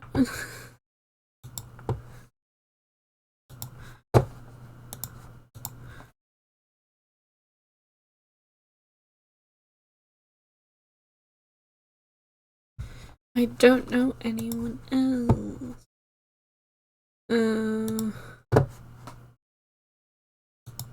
What did you say? Motion inside.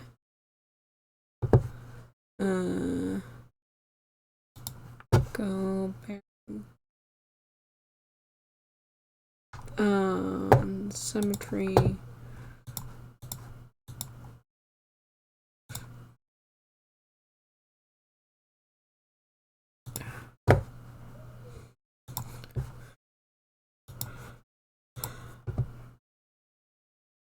And Lieutenant walks in. And then nobody's there. And a bottle of whiskey in a glass, and I need a drink, and then we're gonna be ready to depart. Okay, well that's just you. There's a Charles Brooke who just arrived by steam engine. Yay, another one. As we've seen before, I don't know. Maybe in glossary?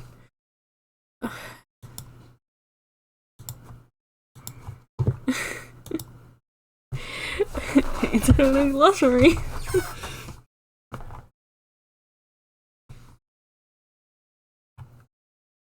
Do you guys remember a Charles Crook or whatever his name was?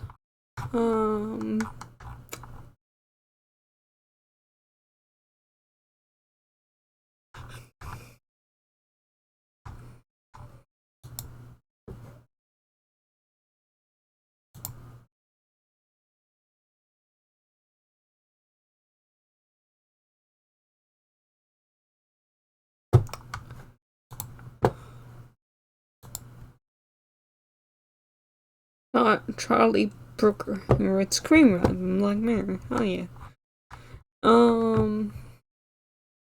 Japanese invasion?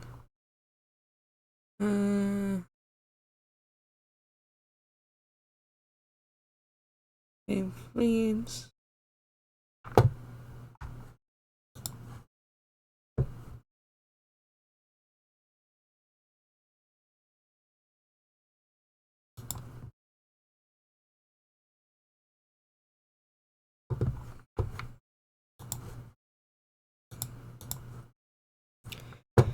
Anyway, but he's by the jungle entrance. Excellent.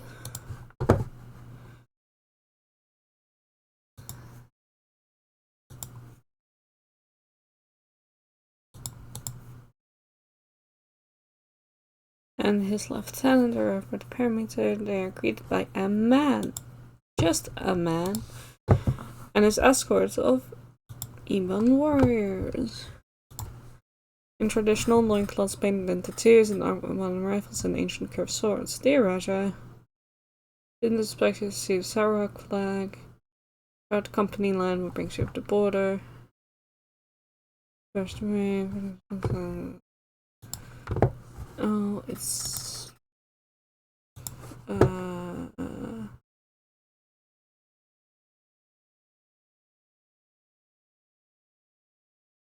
colonies. There it is. Okay. Photo 2. How convenient.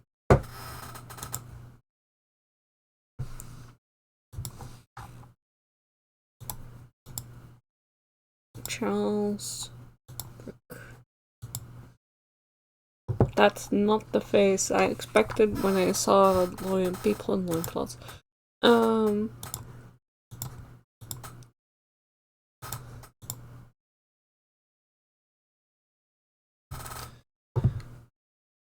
Borders, nips don't care about borders. Well, nothing.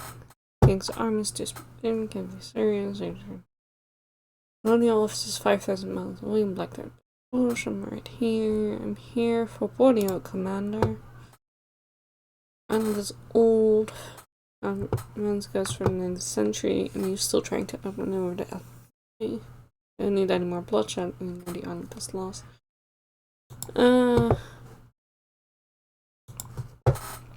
Right.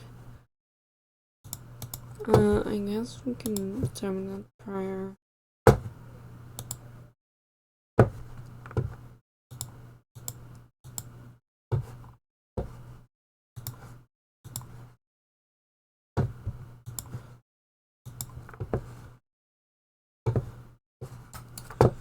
Or not.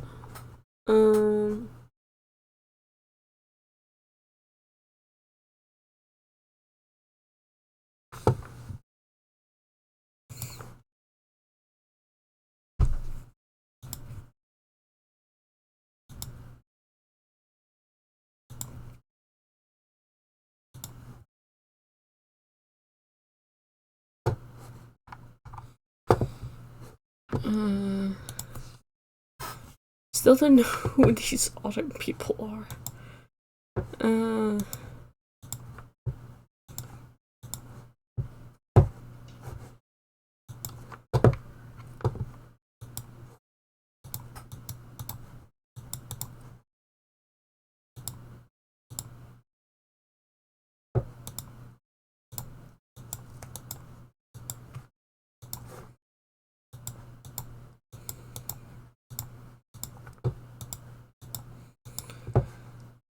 I guess I could go through, because we still don't have everything in the study. So I guess I can go through every study, and use the fucking phone since they got here.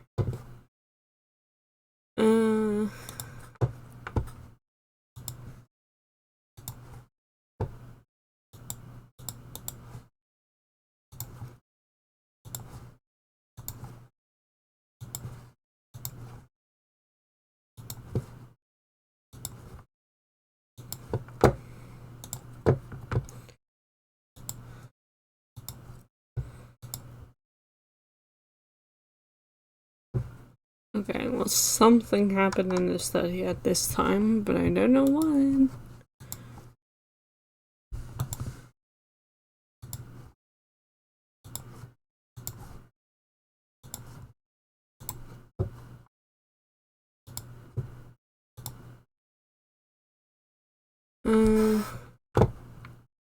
Apparently Reginald is there.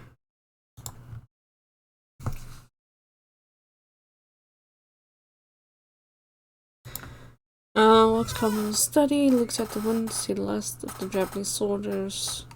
And got lucky, really lucky. Not been shot. What really happened here? It's a nice downhill. Okay. That's study crossed off.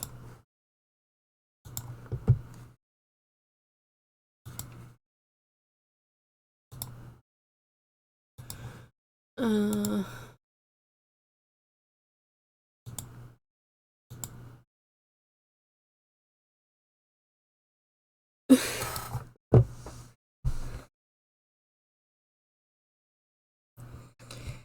Yeah, it's a bit weird. Also, I really don't know how to figure out these guys' first names, considering they don't use.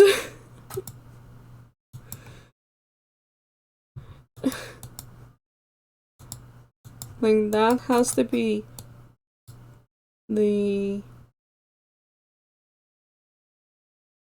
someone. Your commander, your corporal? They have no names to go with any of it. Nobody uses fucking names because they're all the British military.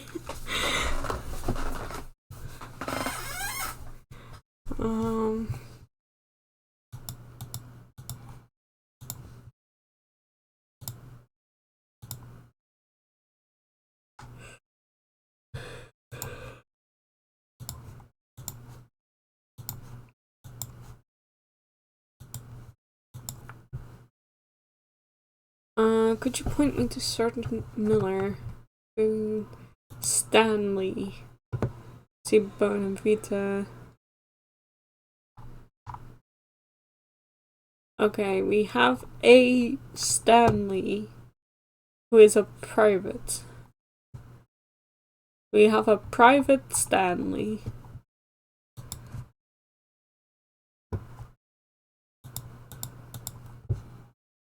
Private Stanley. I guess I also need a fucking surname. I got told the surname by one of the people. Corporal Hudson. Take Tweety with them.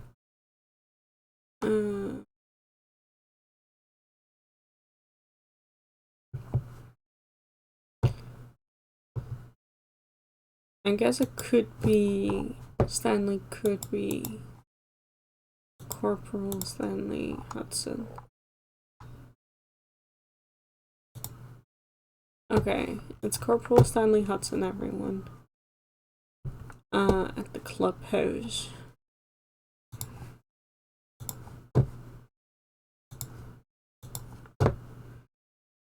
Shoveling, human chains, employee seaman, aerial bucket after bucket, voter, exhausted.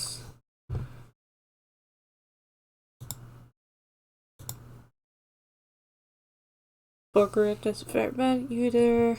Stand gawking, go empty. Raids. Don't yes sir me, we're not finished. Give me a spade.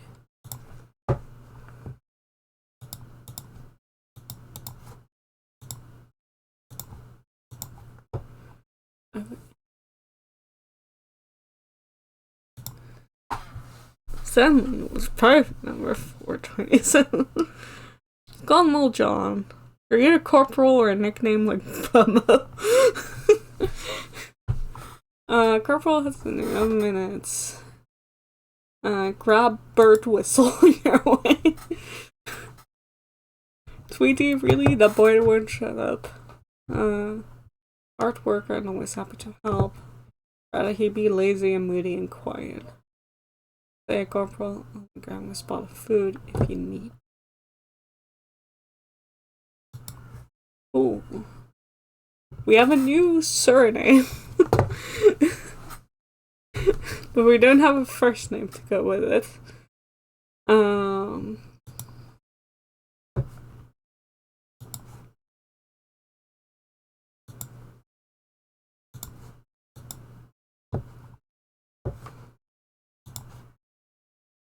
Can I just call you private? No. Need another name.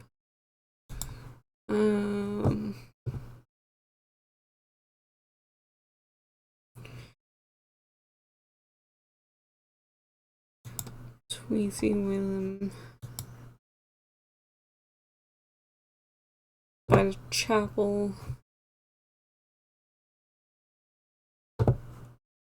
Yeah, let's do a told. But no.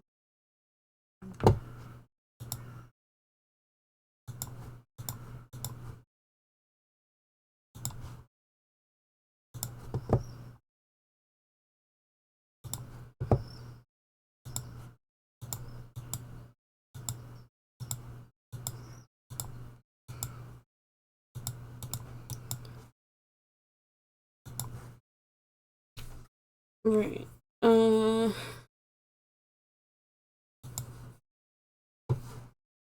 There was a thing at the shore. That someone said.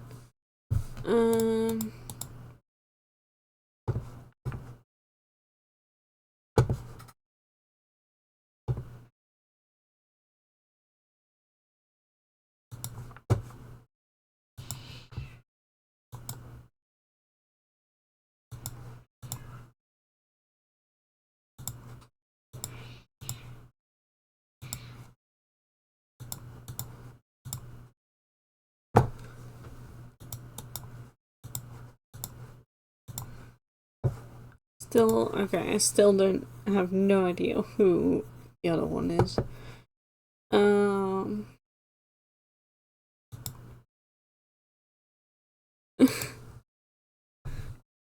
Douglas, Rafe, Jessifer? Yeah, I think it's Jessifer. Jessifer, what was his name? Birdcage?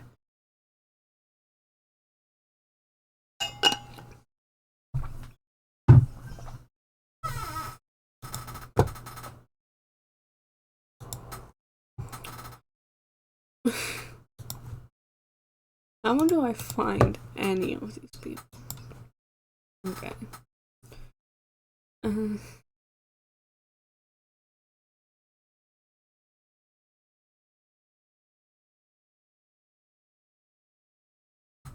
Private, Sergeant Miller.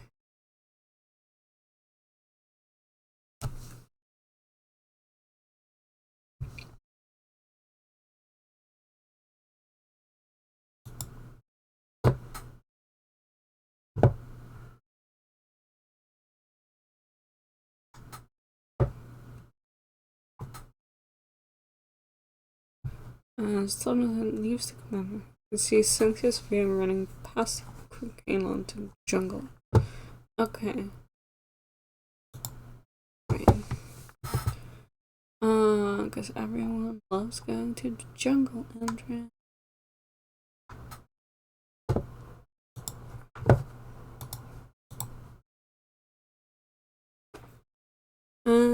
Okay, everything about this. Batfoot, Kelsey, Frizz, Melted, Bob. Probably Bob. You're a long way from the kitchen. Well, what are you doing all the way? What's all this then? Finds Bob being onto his body. Missed report.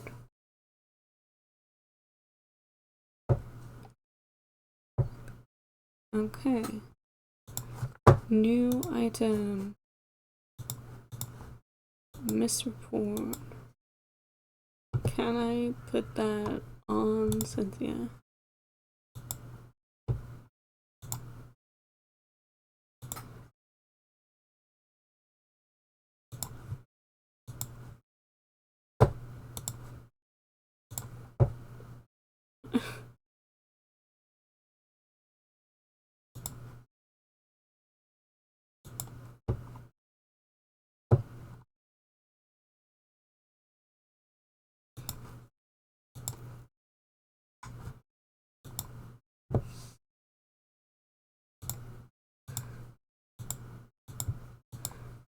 Let's go through all of them and figure out it's none of them.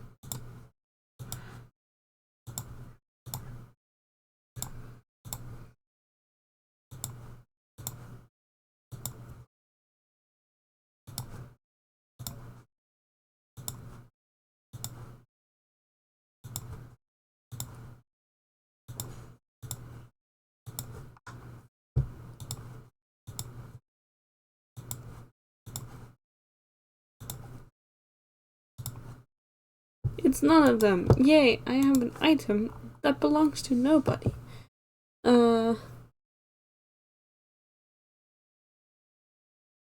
Was it Lucas?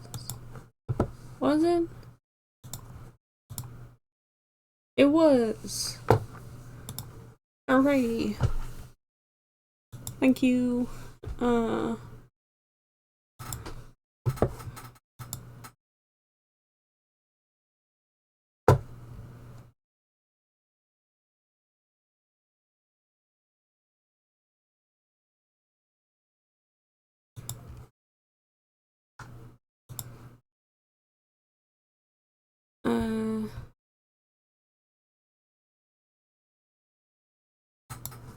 I don't know how that helps me, because I already knew something Cynthia had. But okay. I noticed people at the railroad, I guess. Railway.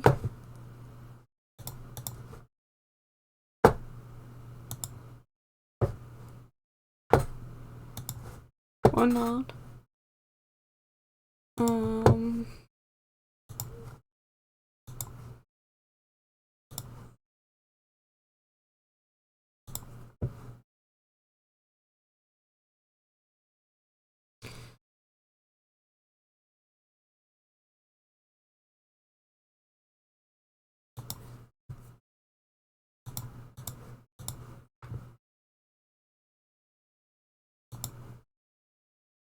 Ooh, yes.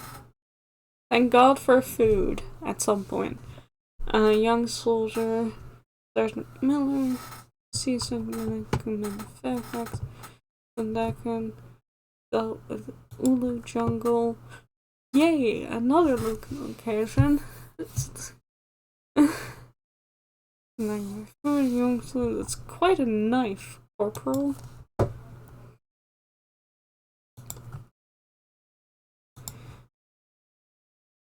Okay, we have a knife that belongs to Corporal. Maybe we can figure out.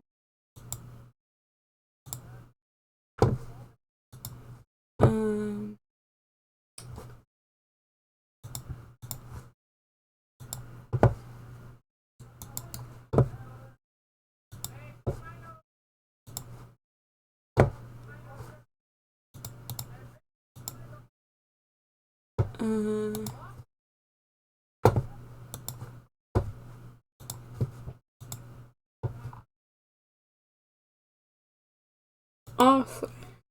Of course his name's Arthur.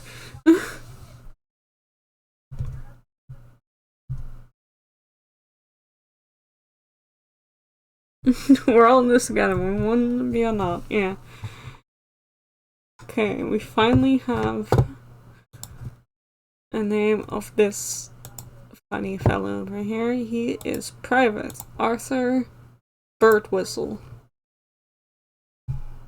Discovered all guests again. There's Cynthia, Hudson, and Birdwhistle. Has no manners. Named Stanley. Shooting the Nancy Bonavita. They died together. They really loved each other. And we want to start digging. Alright, you have a spare shovel. Get some soup. So then we have at the mess hall. Everyone. All the lads was good. Sitting on self lace lister. Everybody's also conducting little jungle.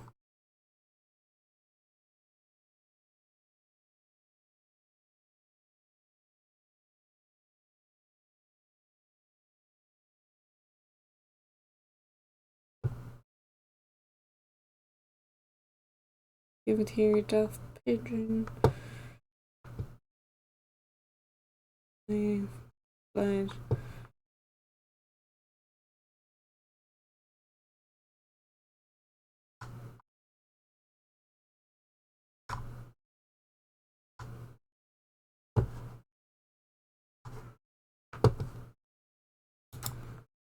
Sure. That happened.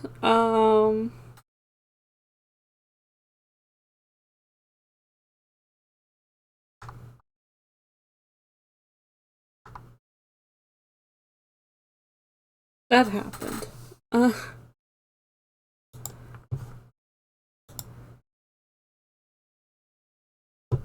Everything for this location, Arthur, bird whistle, slip, the heavy instead of smell, come now and nearly there, break at spades, needs to go, civilian bodies, blah blah blah.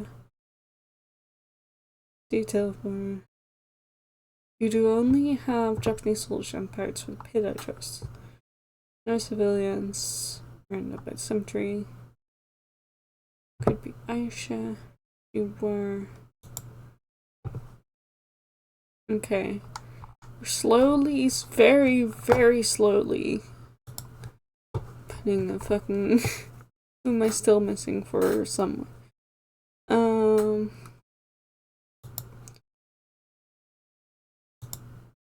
Zoom the next hour he is done at the cemetery.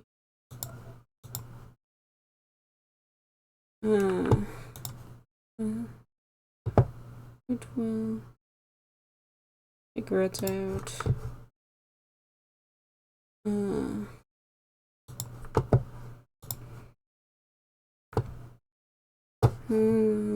Okay.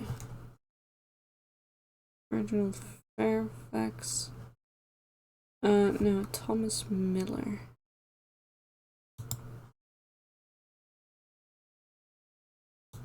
Is gonna grab food.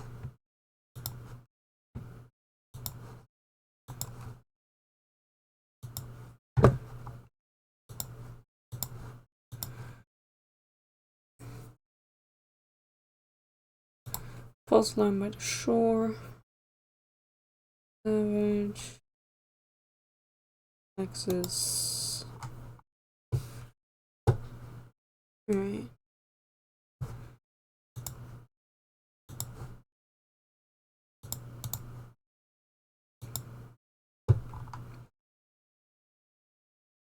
And then 11.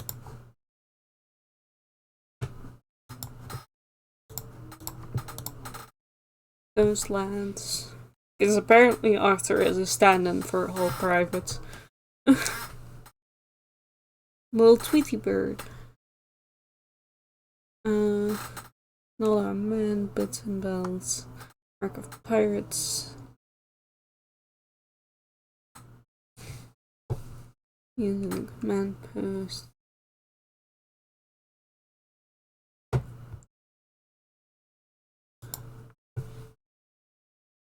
Okay.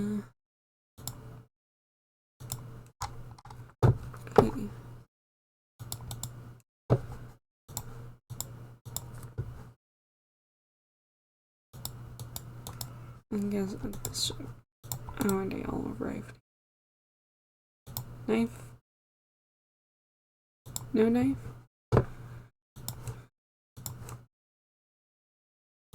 I'm still missing from the shore.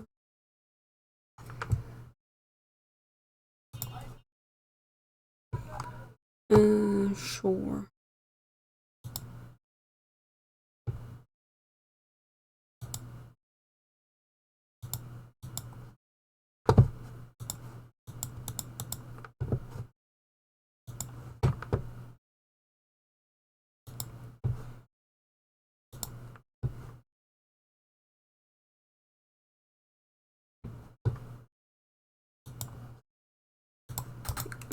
They arrived at 9, right? No? Knife. No. Someone was presumably on the shore at one point. I think so. But okay. Let's go explore. Oh, they were at least there. You have these two. All of them. Okay. They all arrived at 8, even though they said they arrived at 9. Kingsman found them. Going to exclude beach. Jingle. Lights. He's firing. Never seen a veranda this nice. Okay, so Stanley and Arthur go to the veranda.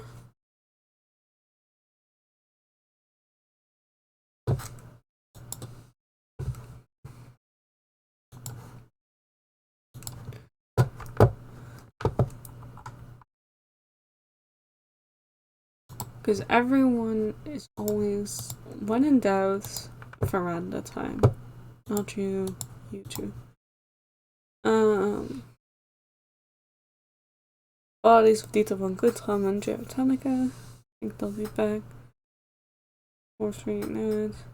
Look at that nip in his dungarees. You think he was 5th column and that's why I'm into him scuffle? No, not really. See. Complex and hidden signals. There's the camera and again. Boys' party's over. That's still not everything at the veranda, huh? Okay, get to the shore. Get the details together. Ladies, man in the other chapel yard. Thanks to the cemetery. Hudson, Donna, help organize fire over there. Okay.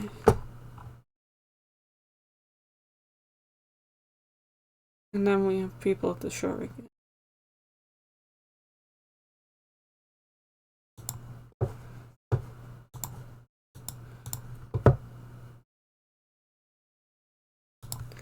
Staying in this location. Go to sleep, Toll. I love you. Have a good sleep.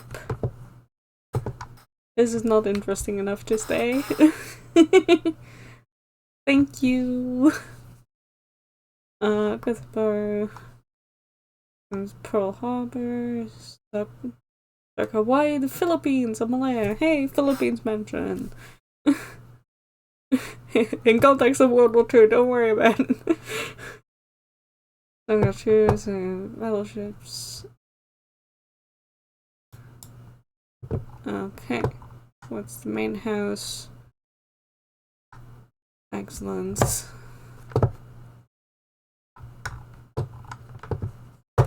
That happened.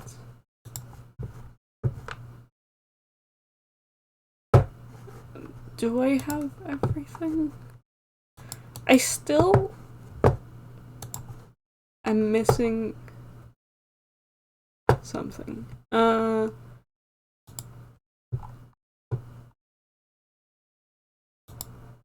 I guess you and still was the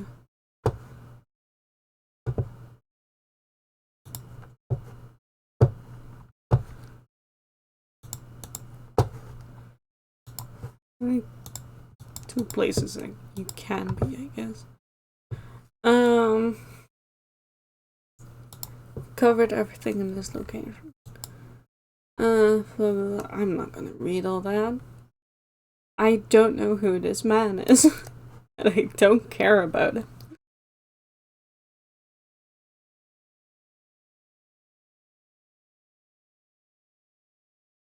Okay. We have uncovered everyone. We have determined where everyone is at every single time. So I do really wonder what the fuck the purpose of Bones' room is. When nobody was there at any given point. at any time for any reason is applicable in 3. Fucking kill me.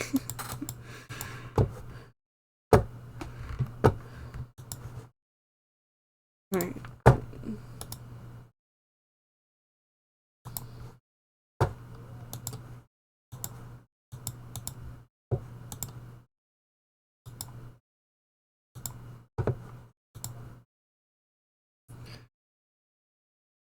Stanley, Hudson, Arthur. I presume that means they're all there. No, just those 3. Those 4. MI5 on the island. Okay.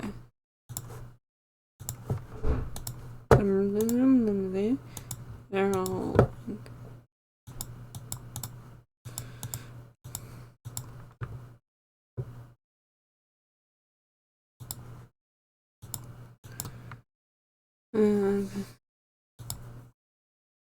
So like, yeah.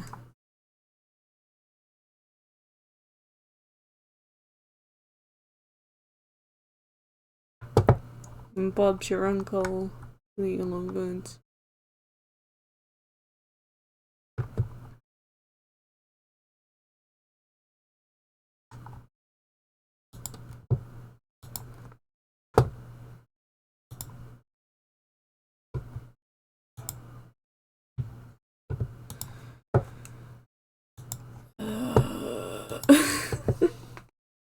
So post game. Post game. We're so post a game, the game's got a blip on our own minds. Yeah. Right. You.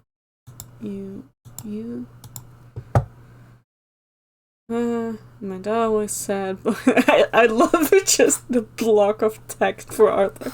No wonder he's called Tweety. Finance together, blah blah blah blah.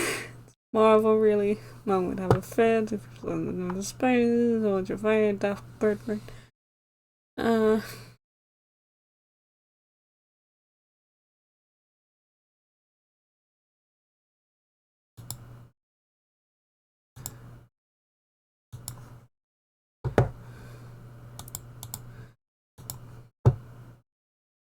Fireworks. And there's Nipa swamps.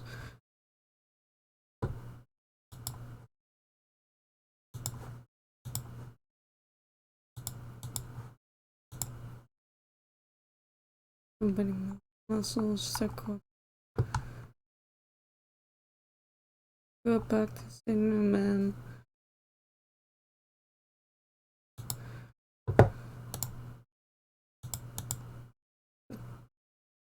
I guess that's the same day.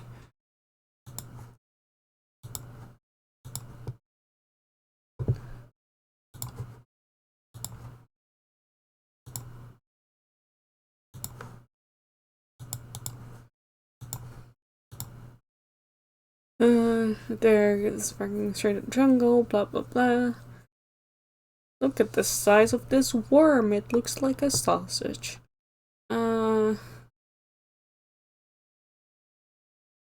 Through a bush. Thomas.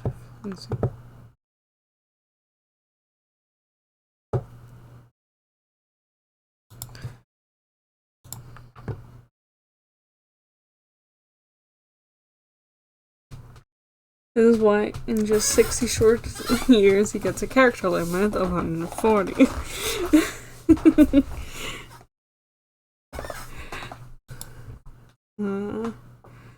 Rain, Split Waterfall, Godsend, Huntington, Commenton, it's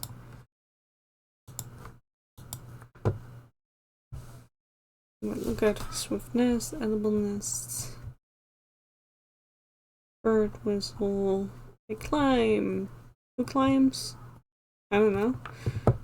Birds.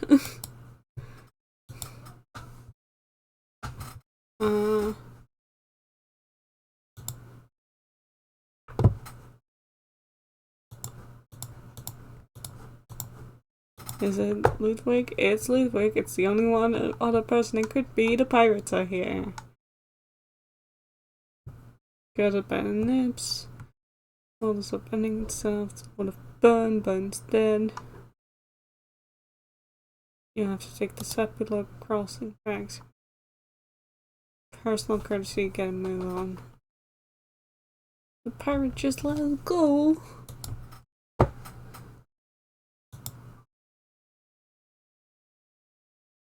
Everything. This and hunters. Ever get back to Yorkshire, I'm telling my dad to stop keeping sheep and start keeping whatever these chaps are catching.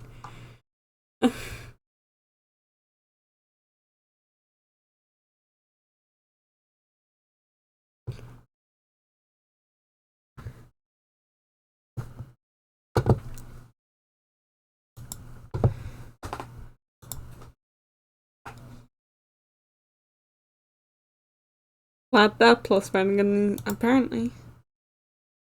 I was worried that we're gonna have to, like, go through what the pirate went through as well. They're called Dipterocarps. What? What were those achievements that I got? Man, there's a man in fur coat. A face just like my great uncle George. So his what? Losing daylights. Crack like the snap of a dead branch shadow. Thomas Miller doesn't scream, he simply jerks backwards. Blood starts seeping through his khaki tunic. Looks at Cynthia Seville with a look of profound bewilderment before he collapses into the moss. Get down, sniper. It's the nips. They're everywhere. Get behind me. Nips in Academy 10 o'clock. Darkness is gone. If you want to see Yorkshire again, you pick up the rifle. Hold. Here's Thomas Miller's back. Stands up, leaving Thomas Miller's body behind. Jesus Christ, okay.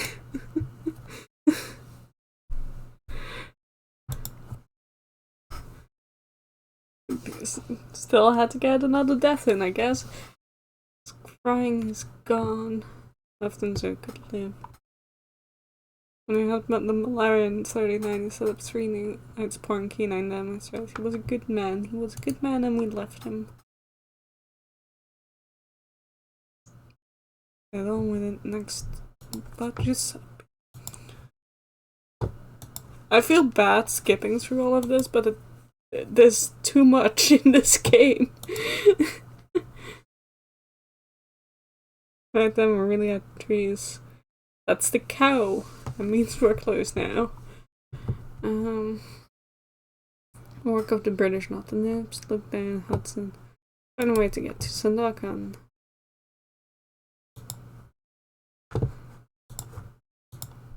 Sandakan. Got a Chinese town. Any communication. Everyone's running. Are we too late? Has the governor bolted? British governor doesn't leave his post. He gets dragged from it. Sure. I believe that. Still alive.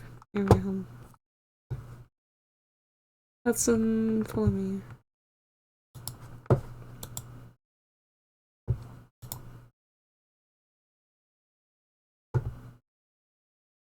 Okay, sure. John is also there.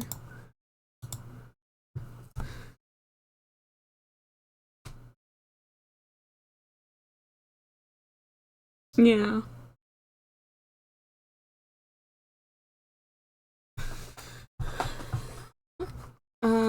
Beloved, can drop the act when warm past subterfuge. John Fairfax, my handler. And the Fairfax's brother. Oops, sorry, the Jubilee Tower. Put some bags, in this report. Assist agent Uncle Sterling is on his way back.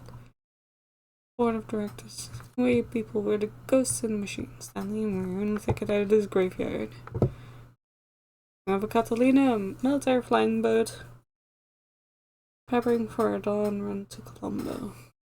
I'm going to fly to London. Not quite London, that will get you to Salem in 48 hours. It's a tight squeeze. I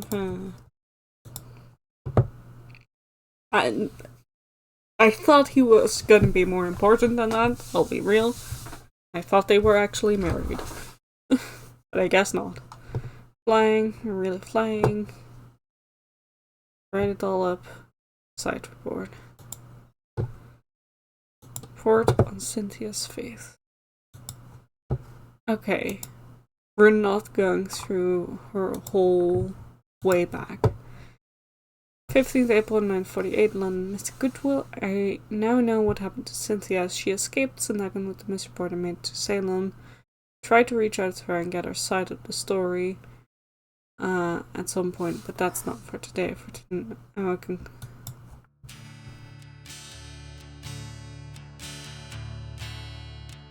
What?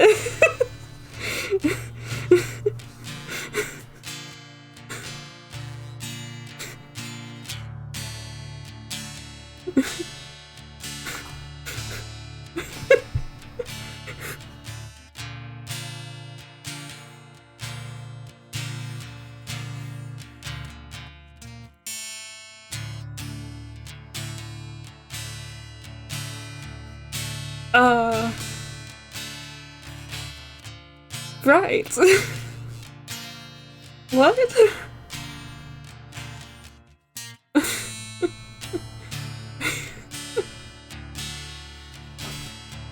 I think I missed some stuff. I think so. Delphine will be back in green mist over Portland.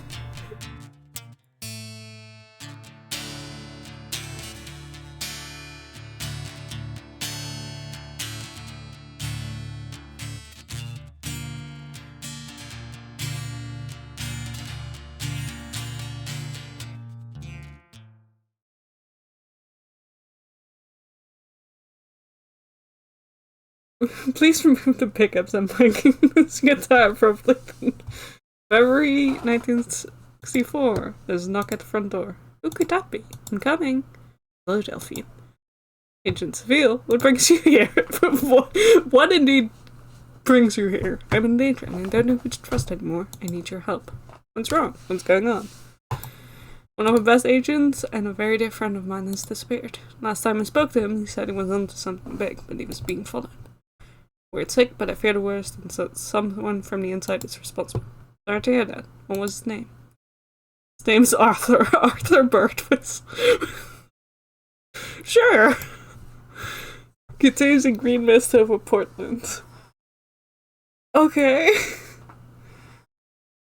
Okay. I guess look forward to Arthur Birdwhistle in green mist over Portland.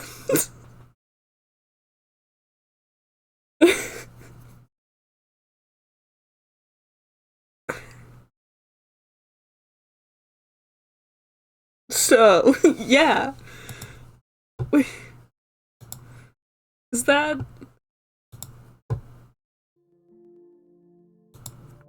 What do I do with this information? Okay, so we did that.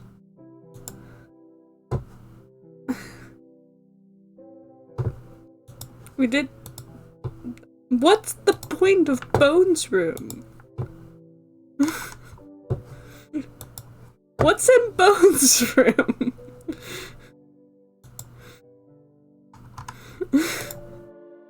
That's the real mystery.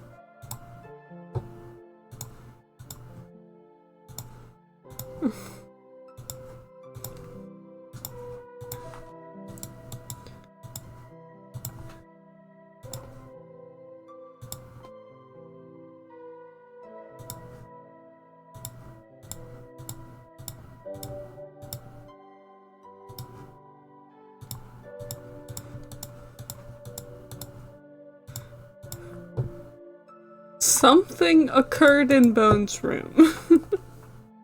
There are no scenes in Why is Bones' room there?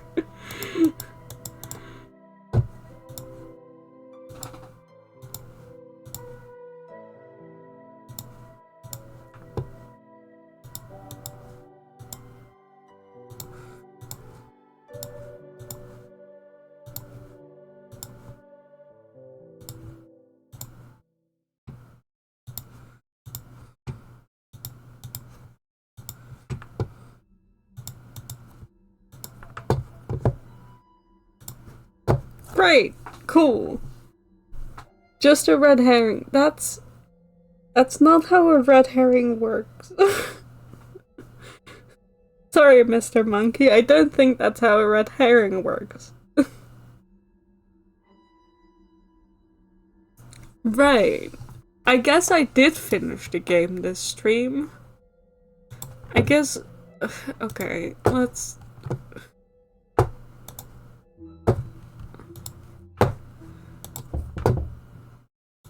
Hey, knock on the door.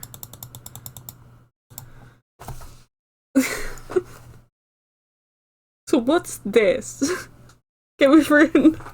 Okay.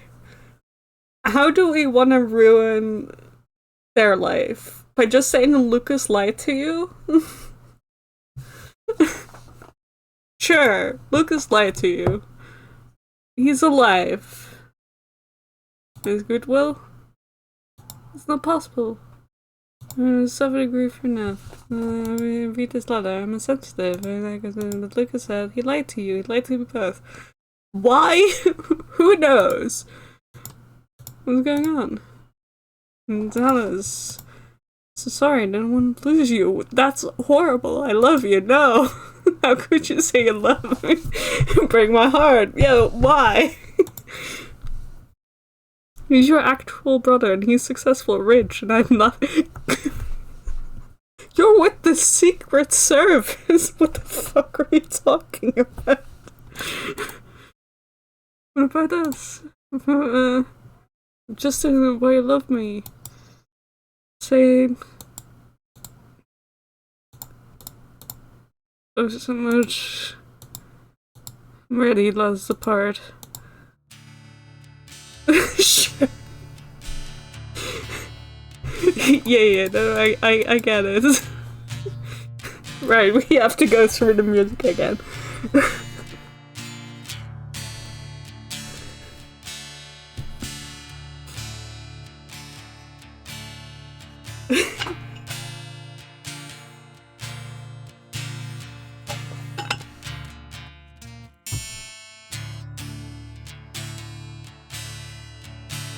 Were we meant to know he was alive? We know the brother was alive because he hired us. Is he scared she'll leave him for her brother? He is scared his adopted sister-daughter will leave him for her actual brother, who she really missed and thought was dead. And he thinks his wife will also leave because...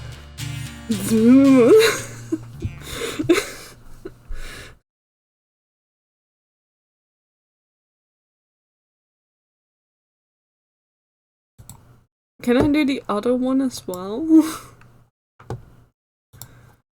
What's the other option? Now I want to know the other option.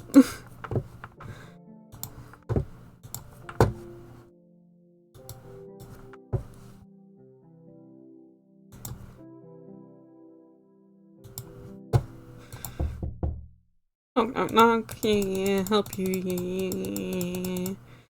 Your brother contacted me from beyond the grave. You know, a normal thing to say. Well, departed. Brother, your actual brother, contacted me.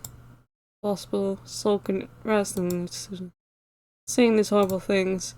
Really sorry. The proof safe for this journal I wrote describing everything that happened to you so faithfully. Powers I'm claiming. Just can't contact you. The thought I received a letter, but it wasn't actually quite real. In a way I should have known. It came with the photo of everyone in the plantation at the time. How would you have gotten hold of pictures of Cannon and Aisha, for example? Is that why? No, it sounds really. I do debate long. What's going on? Sensitive. You're a Delphine? Yes? Do we know each other already? But MI6 has employed you in the past, because everyone's connected to MI6. You've done amazing work for us and for the country. It means a lot. Everything she's telling us is true. Wouldn't doubt anything. Saying my brother cared so deeply about me, couldn't I go until I find out the truth? That's what I'm saying. Happy life, the echo of Lily. Room is silent for them. Tea, where are my manners? Do you want some tea? Because we're British. That would be wonderful. Sitting room. Did I make the right choice by coming here? I should blissfully make the right choice. Give me some extra clothes. Thank you. And before I forget, went to see Miss Sophia before coming here. You see Cynthia in the country. Yes, but only for a short while, and it's all very hush-hush. She wanted you to have this single solitary red pearl as a keepsake, lest we forget. Attached red pearls in front of the necklace. Okay. I guess that would be the real ending. Yeah, I think I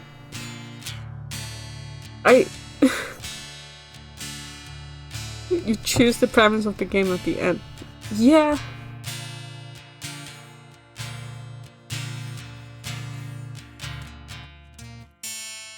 It's either we were contacted from beyond the grave, or this guy is just lying. I thought this entire time, when they were like, oh, well, he died, I was like, okay, so he died, but clearly he didn't, like, it's World War II, he went MIA. That makes sense. Tons of people went missing during World War II for a variety of reasons. Like, it wouldn't be strange. And then for him to be like, well, I don't know what happened to my sister who was across the entire world. So please can you find her for me? I thought that was the premise.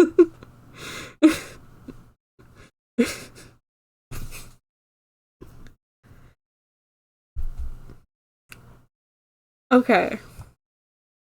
Okay. Okay. Sure.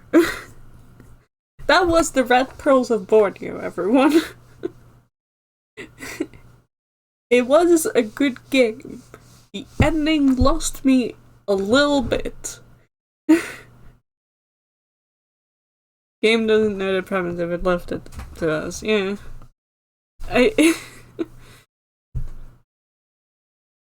I am confused. I personally, it was really interesting. I made some really baffling choices. And, like, throughout most of it, I was really enjoying myself and covering, like, the things, and, like, there were some weird little dialogue things, especially in regards to Loon and Lucas and stuff like that, but it was like, okay, sure, yeah, maybe that's just, you know, that's just me not understanding how people work or something, or like, are the straights okay, who knows? But, you know, repressed British folk in the fucking 1940s, who knows what they were like. But it was legitimately interesting, and then the first ending,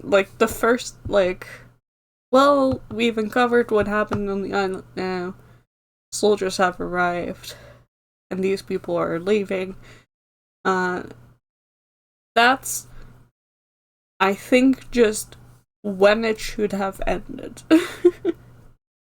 and the rest could have been a summary.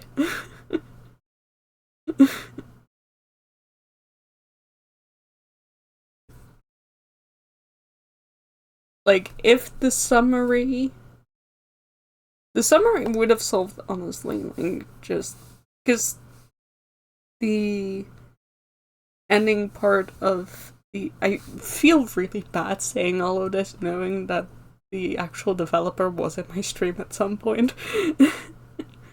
He said submarine. No, summary. Would have made the trip back easier, yeah. But yeah, the like whole like way back to England got a bit too long and just reading. And I think it would have solved like a lot of the pacing issues I had with Rose and Lucas's relationship if it just been a summary of like, oh, they fell in love along the way and like blah, blah, blah, and then in England they were together, yay. And they decided to remain a family. Like that would have been easier to swallow than, because now I could see the dates and be like, it's been less than like 10 days and these people are like horribly in love with each other for some reason.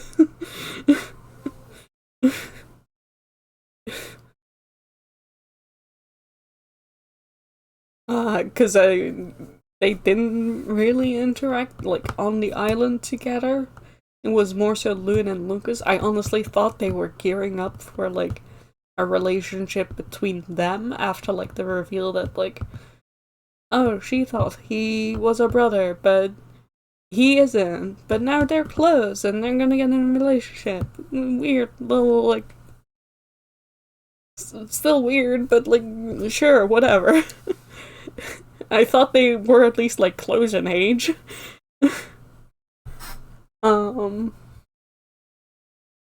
But no, I guess they remained kind of siblings. And then the whole thing with Cynthia and the soldiers was just generally not that interesting. They brought back the puzzle thing, but it wasn't really like the puzzle anymore because it didn't really matter who did what where, because we were just trying to get to the point of like, and then they leave. And nothing really new was uncovered about the people there.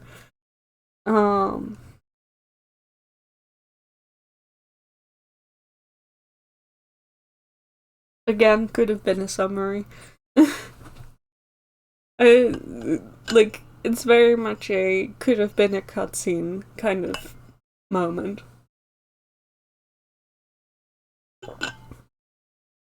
And this game doesn't have cutscenes, which is why I say it could have been a summary. Could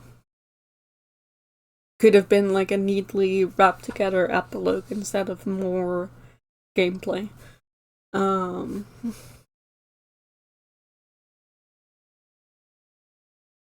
the ending choice of Lucas is a liar or your brother contacted me from beyond the grave is baffling. Because I hadn't considered either. I had not considered either option. At any given point.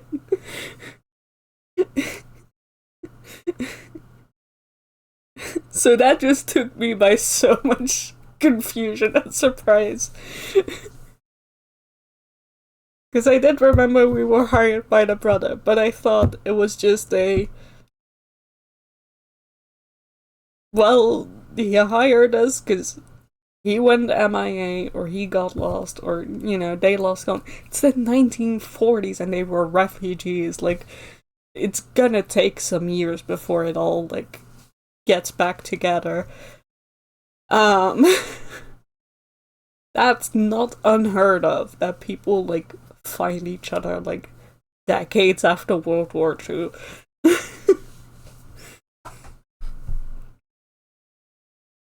That's kind of what happens when you don't have Facebook.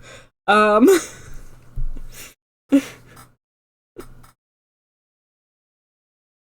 uh, so it just felt a little bit baffling because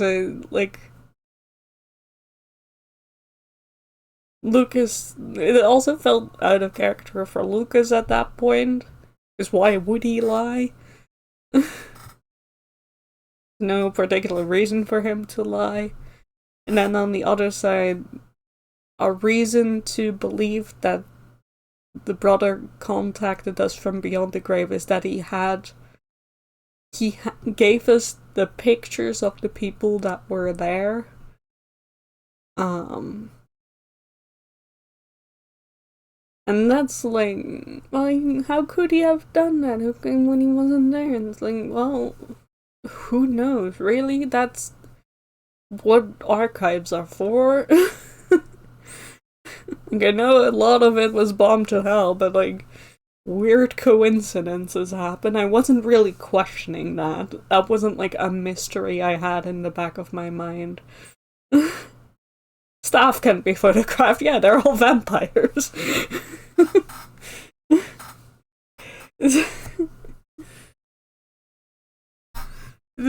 It's like, well, maybe there was a big staff picture because fucking Jeremiah or whatever just liked to take pictures of the people that he worked with for admin purposes. I don't fucking know. Maybe these people were all registered before shit went down. I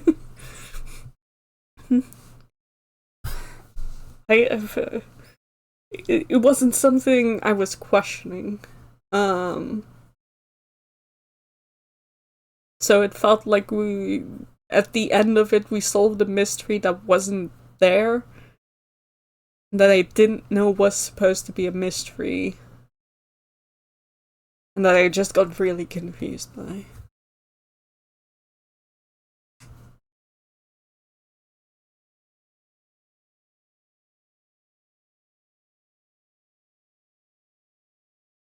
Um,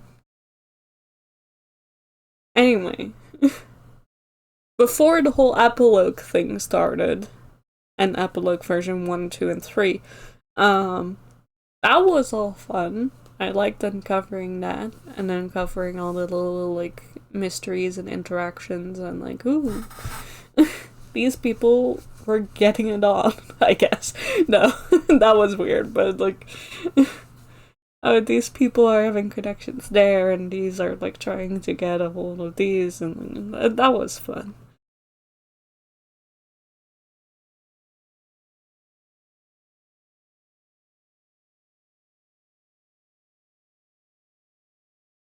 Good game went on too long for what it was. Um, but we did finish it, I guess. Hooray, didn't expect that. We did finish it. Woo.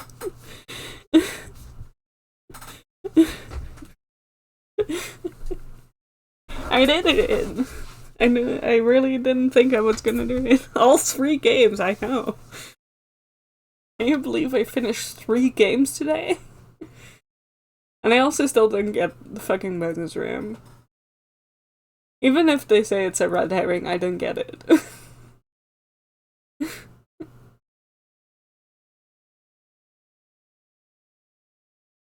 Red herring is like something that's supposed to make you think that is like, ooh, this is like I don't know. Feels like it's supposed to make you think like something. Now it was just like why? Didn't need to put him in the room. Nobody was there. Nothing happened there. It was a useless room. But yeah, we finished it, and next time we'll do something. We'll see. We'll see what we do next week. I don't know at this point.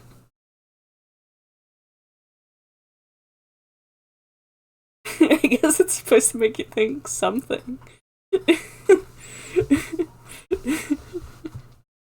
That's specifically about Bones' room.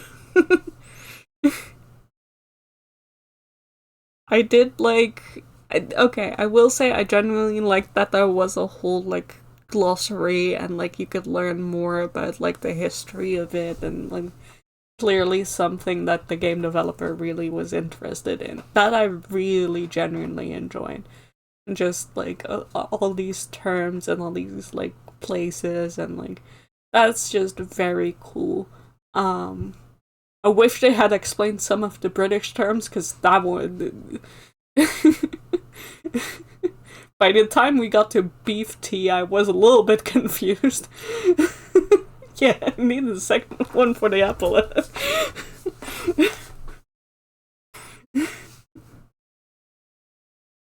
um,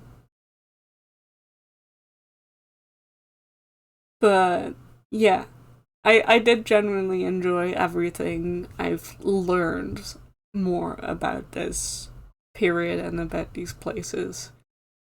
Um, sent you Horlicks, Bovril, and Burberry? I can't afford that.